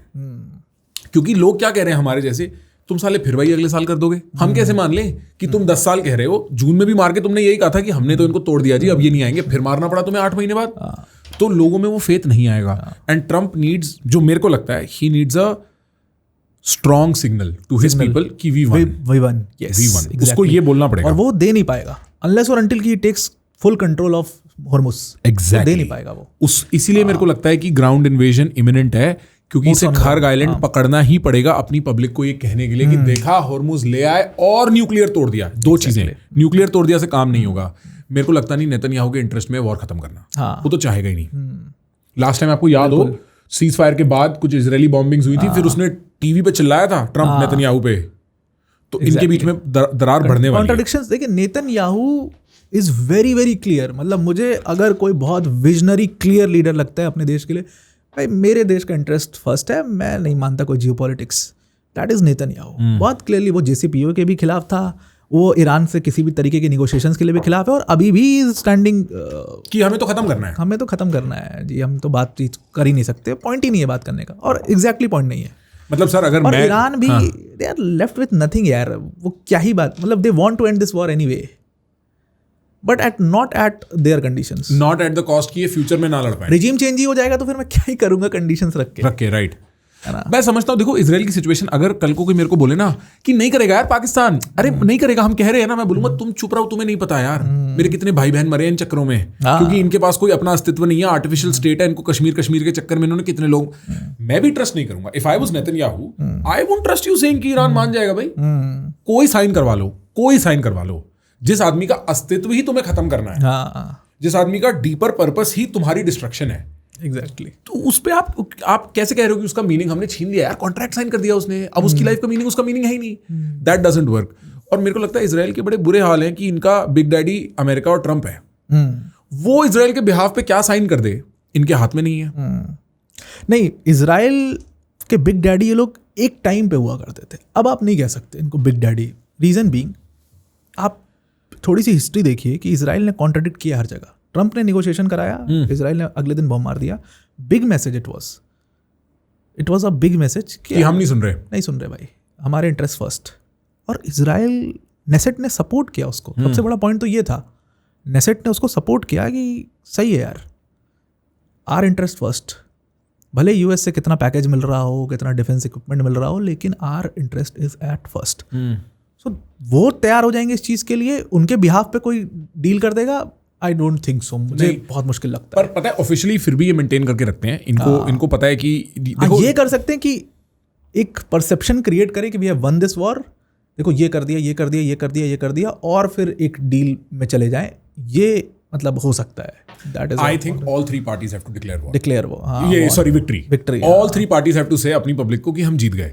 और एक सेंस में ईरान डेटरेंस में जीत गया, क्योंकि Iran, even if Iran survives it wins. हाँ, ईरान की तो कंडीशन ये है ना कि वो अगर वो जिंदा भी रहा और उसकी रिजीम रहा भी, तो चाहे कितनी टूट फूट हुई हो उनके लिए तो वो बहुत बड़ा मैसेज है, वो बहुत बड़ा मैसेज है।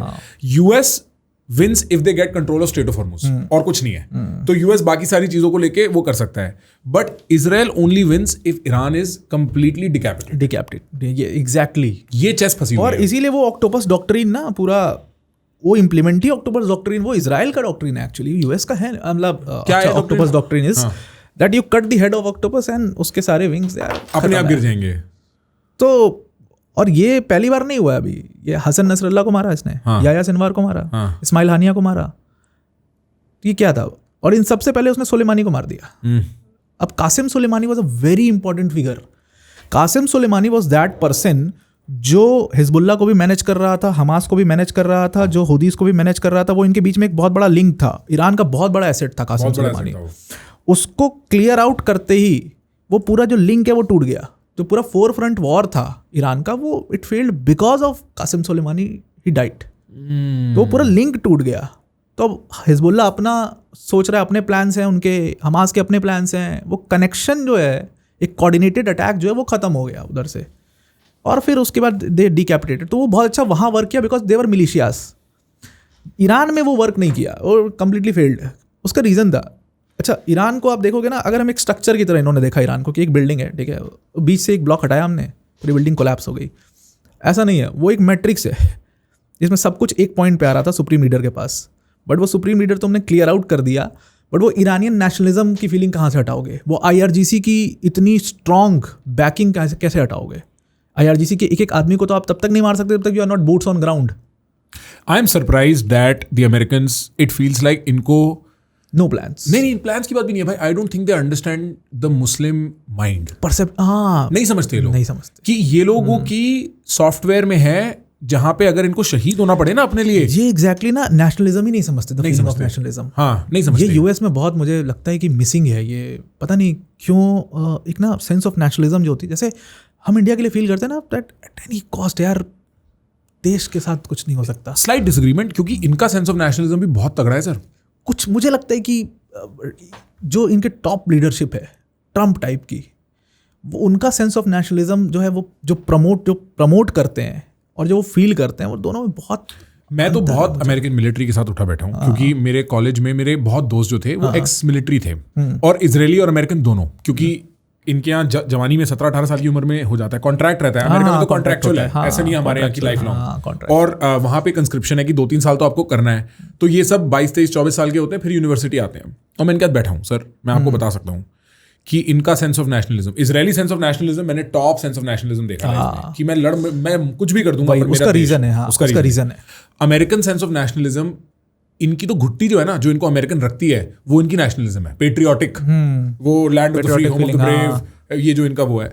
इनफैक्ट जब मैं अर्ली यूएस गया था तो मेरे को लगता था यार इंडिया में इतनी नेशनलिज्म नहीं है, और अभी भी मैं समझता हूँ कि एक core sense of nationalist sentiment आ गया है, पर ऐसा नहीं है कि लोग लड़े मर रहे हैं कि मैं मिलिट्री ज्वाइन करूंगा और मैं फाइट करूंगा, जो कि अमेरिका और इजराइल में फिर भी है। इनका सेंस ऑफ नेशनलिज्म है, मेरे को जेन्युइनली लगता है इनको, जैसे ना सर हर रिलीजन में एक एसेंस होती है, नहीं एसेंस होती है, जैसे ना क्रिश्चियंस का होता है फॉरगिवनेस, ये माफ कर देते हैं। मुस्लिम्स का होता है ब्रेवरी, कि हम अपने उसके लिए लड़ेंगे, माफ नहीं करेंगे, हाँ फाइटर्स। और हिंदूज में प्लूरलिज्म है कि हम सबके साथ रह लेंगे, ये एक एसेंस होती है, आप इग्नोर नहीं कर सकते। इनको ये समझ नहीं आई है, और ये गलती खैर नॉन मुस्लिम साइड पे भी इन्होंने वियतनाम में करी। इन्हें लगा कि भैया मार देंगे। एशियन आइडेंटिटी तो बिल्कुल नहीं समझते लोग। एशियन आइडेंटिटी तो मतलब आप कोई भी इनका एशियन कैंपेन देखो, इट हैज फेल्ड।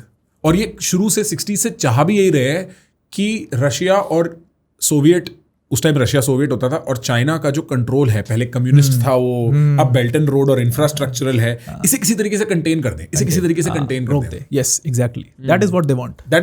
एंड उसी का बाय प्रोडक्ट है ये पूरा जो मेस है ना, उसी का बाय प्रोडक्ट है। And Trump he himself is a businessman, तो ऑब्वियसली उसका इंटरेस्ट काफी ज्यादा है उसमें। My eyes are on Netanyahu इस टाइम पे, क्योंकि मेरे को ट्रम्प और मुश्तबा खमीनी का समझ आता है कि ये वॉर कहाँ एंड करेंगे।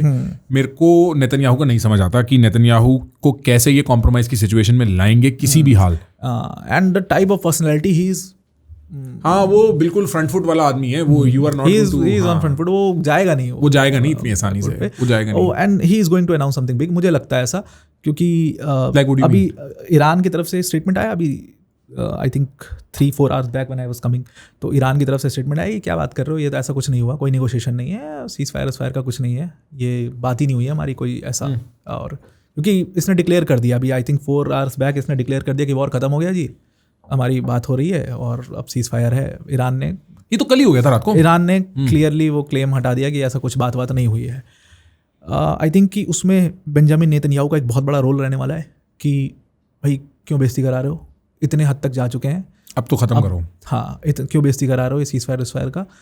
और मुझे लगता है ट्रम्प, एक तो हर दिन मुझे लगता है कि मैं उनको अपने वर्ल्ड अफेयर्स में हम लोग बोलते हैं बहुत क्लियरली कि डंकापति टाइप का एक वर्ड है कि आप ना हर दिन कुछ नया डंका बजाते हो, आज ये करते हैं, आज वो कौन सा है पिक्चर में, क्या नाम होता है उसका, आज खुराना जी ये है, दुग्गल साहब, आज दुग्गल साहब ये है, हाँ आज दुग्गल साहब ये है। कल हो सकता है कि वो कह दे कि भाई सीज फायर खत्म है, अब हम लड़ाई कर रहे हैं फिर से। हाँ, उसका कोई भरोसा नहीं है, और I think what Americans do not understand is that जो पूरे ग्लोब में लॉस ऑफ ट्रस्ट अमेरिकन्स के प्रति आया है, वो उनके एक्शन से ज्यादा उनकी जो मीडिया मैनेजमेंट है उसकी वजह से आया है। क्योंकि ट्रम्प का जो मन करता है, आज दुग्गल जी ये, आज दुग्गल जी वो है, और पता है उनका जो पूरा ग्रुप है ना उनके साथ में, उसके लिए बहुत चैलेंज हो जाता है उसको, मतलब कैसे जस्टिफाई करें यार। सर ऐसा है ना, जो सेनापति होता है ना उसकी जैसी सेना होती है, सेना के जैसे सेनापति नहीं होता।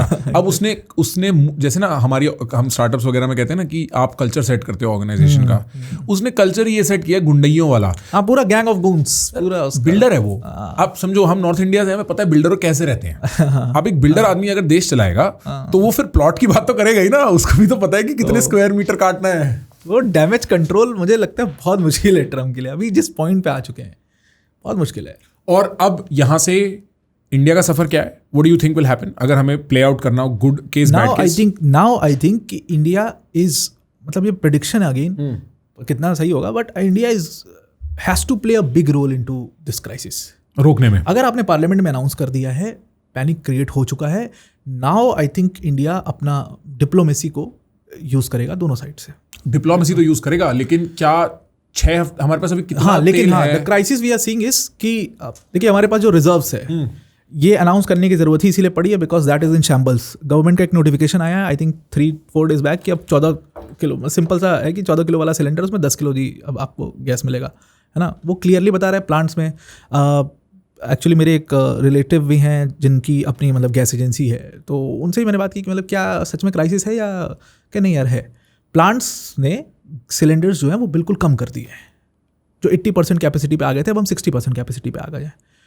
तो the crisis we are seeing is big. अभी तो ये सिर्फ हम सिर्फ एलपीजी की बात कर रहे हैं। अभी we have to talk about internet, we have to talk about power grids, we have to talk about मतलब ऑल ऑफ दीज फ्रंट्स। तो इंडिया के लिए अगर आप 2-3 महीने देखो सो पीरियड क्राइसिस का है। आपको अपना कलेक्शन, अपने रिजर्व्स क्लियर रखने पड़ेंगे। अब ये पैनिक बाइंग नहीं होना चाहिए यहाँ पर। अगर पैनिक बाइंग या पैनिक सेलिंग होना शुरू हो गया तो फिर वो एक बहुत ही बड़ा प्रॉब्लम हो जाएगा मेरे ख्याल से। मैं ऐसा मान ही नहीं सकता कि भारत की जनता ना हो, पैनिक ना करे। खाली बैठे हैं हम, पूरा दिन रीलें नाप रहे हैं और रील नापते सर हमारे यहाँ तो सबसे अभी बड़ा तो फ्लोट करने लग जाएगा बिल्कुल सब कुछ। ये जो सिचुएशन है पैनिक बाइंग की, इंडिया जैसी पॉपुलेशन में इतनी जल्दी फैलती है कि कोई भरोसा नहीं है सर। हाँ, इसीलिए मतलब हमारे लिए भी ये स्टेज है तो बहुत जिम्मेदारी बनती है कि पैनिक नहीं कर सकते लोग को। ऐसा नहीं कि एकदम बिल्कुल ही हमारी हालत खराब हो चुकी है, क्राइसिस हो चुका है, ऐसा नहीं है। तो panic buying government is going to control it and this is where the diplomacy actually works. आपके ऑयल टैंकर्स निकल रहे हैं ना, मतलब स्ट्रेट ऑफ हॉर्मुज से। मेरे को भी ऐसा ही लगता है कि ऑयल टैंकर निकल रहे हैं। मेरे को ऐसा लगता है कि अगर देखो कई बार लोग ये समझते नहीं है किस तरीके से चीज़ें होती हैं। मैं मोदी जी की स्पीच में दोबारा जाता हूँ। वो स्पीच किसी ने लिखी है, 4 बार वेट हुई है। उसके बाद मोदी जी ने फ्लोर ऑफ पार्लियामेंट में बोली है नोइंग कि इसका मुद्दा मीडिया में कल बनेगा और नोइंग कि मैं ये मुद्दा बनने देना चाहता हूँ ताकि मैं लोगों को एडजस्ट करा सकूं फॉर व्हाट इज कमिंग। ये प्लान्ड है, ये गलती से नहीं बोला गया, ऐसा होता है। और एकदम से कोई चीज़ आपके ऊपर विपत्ति आगे पड़ जाए उससे अच्छा है कि आप उसके लिए रेडी हो। रेडी करो। मैंने दैट इज रेडी स्टेटमेंट। हाँ, दोनों इफेक्ट है। आप रेडी भी कर रहे हो पर आप वो उससे पैनिक भी क्रिएट होगा ही होगा। बट अगर ये हालात आ गए हैं, इसका मतलब राजनाथ सिंह जी, पीयूष गोयल जी, जयशंकर साहब, डोवाल साहब, मोदी जी, ये सब लगे हुए हैं फोन पे डिप्लोमेसी के थ्रू जितनी जल्दी बिग मीटिंग्स। इस टाइम पे कुछ भी हल्का नहीं हो रहा है और कोई मुद्दा इतना इंपॉर्टेंट नहीं होगा। आई थिंक पेरिफेरी में होगा जरूर बंगाल इलेक्शन, क्योंकि ये हमारा देश है और इसमें ये इलेक्शन की ही सरकार है। यहाँ इलेक्शन ही चलता है पूरा टाइम। पर इससे मोटा मुद्दा देश के लिए और कोई नहीं है और ओवर टाइम काम हो रहा होगा अभी। हाँ, जो 5 days are very very crucial. Next 5 days are very crucial. जब तक ये एपिसोड आएगा मतलब what it is going to be, है ना। Next 5 days are very crucial. What conditions, what it is going to be and India's response बहुत important होने वाला है।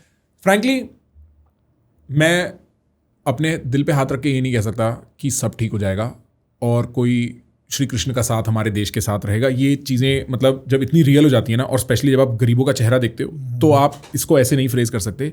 लेकिन मेरे को genuinely speaking I have a lot of faith in the current administration कि जियोपॉलिटिकल लेवल पे तो हैंडल कर देंगे। हाँ, जितना कर सकते हैं उतना तो कर देंगे। अब वो कितनी लेवरेज है हमारे पास, it is not to be known. But जिस तरीके से अभी तक इंडिया ने अपना जियोपॉलिटिकल सिचुएशन हैंडल किया है कि ईरान के थ्रू टैंकर भी आ रहे हैं, इजराइल के साथ डिफेंस डील भी है, अमेरिका से भी बात है और रशिया से हम तेल भी ले रहे हैं। अमेरिका कह रहा है हम परमिशन दे रहे हैं पर हमें पता है हम क्यों ले रहे हैं। ये जो पूरा डायनेमिक्स क्रिएट किया हुआ है, मतलब इतना शानदार कि सब आपका वर्क कर रहा है, एवरीथिंग इज वर्किंग राइट। तो you have to have a trust, है ना। डिप्लोमेटिक लेवल, डिप्लोमेसी पे ट्रस्ट तो रहना ही पड़ेगा, है ना। आप पैनिक बाइंग शुरू करोगे फिर they will also get pressurized. उनके ऊपर बहुत प्रेशर पड़ जाता है फिर उसका। पहले मेरे को लगता था कि जो हमारी नॉन अलाइनमेंट फॉरेन पॉलिसी है ना, कि हम किसी के दोस्त नहीं, किसी के दुश्मन नहीं, गलत है। ये गलत है और हो सकता है लॉन्ग रन में हो भी अभी भी, क्योंकि इवेंचुअली आपको साइड पिक करनी पड़ती है। बीच का रहने में ना दोनों तरफ से पिटते हो आप। बट इस प्रेजेंट मोमेंट में उस नॉन अलाइनमेंट का बहुत बहुत फायदा है। हाँ, नहीं लॉन्ग टर्म में भी क्या है ना कि जैसे आप साइड पिक करते हो आप रिस्ट्रिक्ट हो जाते हो। अब जैसे आप World War II देखो, ठीक है, उधर कुछ देश ऐसे थे जो बहुत छोटे थे, है ना। इटली था जैसे। अच्छा, कहते हैं कि हिटलर का इंस्पिरेशन था मुसोलिनी, है ना। बाद में जब वो एक्चुअल वॉर में उतरे तो हिटलर ने कहा है यार कुछ नहीं है, खोखला है, तो मतलब बिल्कुल ही इटली का बहुत कम स्टेक था उसमें, बट वो उसने साइड पिक कर लिया था and it paid the price, ठीक है। तो जब आप साइड पिक कर लेते हो उसका एक बैकलैश ये होता है कि you have to pay the price some time. Make sense. वो हाँ, मेरे को भी नहीं लगता कि बहुत जल्दी हमें अपने चिप्स अनाउंस कर देने चाहिए। हमारी सिचुएशन ऐसी है कि चाइना अनअवॉइडेबल एनिमी है, हमारी तरफ से ना भी हो, उनकी तरफ से है ही historically proven. America unreliable partner है, तो आप रशिया डिक्लाइन में है फ्रैंकली, उनकी अब वो बात रही नहीं, तो आप चूज करो भी कैसे। और मेरे को लगता है जो हमारा ये ग्लोबल पोजीशन है ना, ग्लोबली नॉन वॉर पोजीशन है, पर हमें मारा तो पूरा मारेंगे। पूरा exactly. ये from a psychological POV you build yourself so strong from inside कि बाहर फिर हमें ज़रूरत ही क्यों है ना। और energy dependence is going to be the number 1 issue in the next 2 years. Solar, electrical, जो भी न्यूक्लियर एनर्जी बने तो लोकल बने, वरना तो ये तो साले कभी भी हमारा गलत। इसीलिए 5 years are very very important for India, और इसीलिए इतनी स्ट्रॉन्ग डिप्लोमेसी आप देख रहे हो, इसलिए बहुत इंपॉर्टेंट है मतलब 5 years, next 5 years for India. Okay sir, हमें कितनी देर हो गई बात करते हुए? 1 मिनट आप बताओ, कितनी देर हो गई बात करते हुए? पता नहीं, मुझे बिल्कुल आइडिया नहीं है। पर मतलब 30-40 मिनट, हाँ आधे घंटे होंगे, आधा घंटा हो गया होगा। 40 minutes हो गए 40 minutes हो गए। ठीक है सर, बस इतनी बात है। हम सर 1.5 घंटा 100 मिनट से बात कर रहे हैं। मजा आया? हाँ अरे बहुत बहुत बहुत बहुत वेरी इंटरेस्टिंग। मतलब आपका एक सेटअप भी बहुत अच्छा है, मतलब ऐसा खो जाता है आदमी। हाँ, और फिर बात भी बहुत अच्छी, आपका भी इंटेलेक्ट लेवल काफ़ी शानदार लगा मुझे कि मैं सर इंटरेस्टेड रहता हूँ। हाँ मुझे लगा वो आप किताबें शायद आप पढ़ते हो। अब तो सर देखो, ट्विटर ही एक खुली किताब है। हाँ खैर तो अब तो ट्रम्प का चेहरा ही एक किताब है। बट अब ना ऐसा हो गया कि लोग मेरे से बहुत पूछते हैं इस बारे में, और फ्रैंकली अब ये ना ऐसे इवेंट्स नहीं है जो कहीं दूर दराज किसी कोने में हो रहे हैं, अब ये इवेंट्स सब हमारे घर में हो रहे हैं। हाँ नहीं, देखिए क्या है ना, जियोपॉलिटिक्स को आप बहुत सुपरफिशियली, मतलब मैं बोलता हूँ इस चीज़ को कि बहुत सुपरफिशियली कभी मन नहीं देखना चाहिए।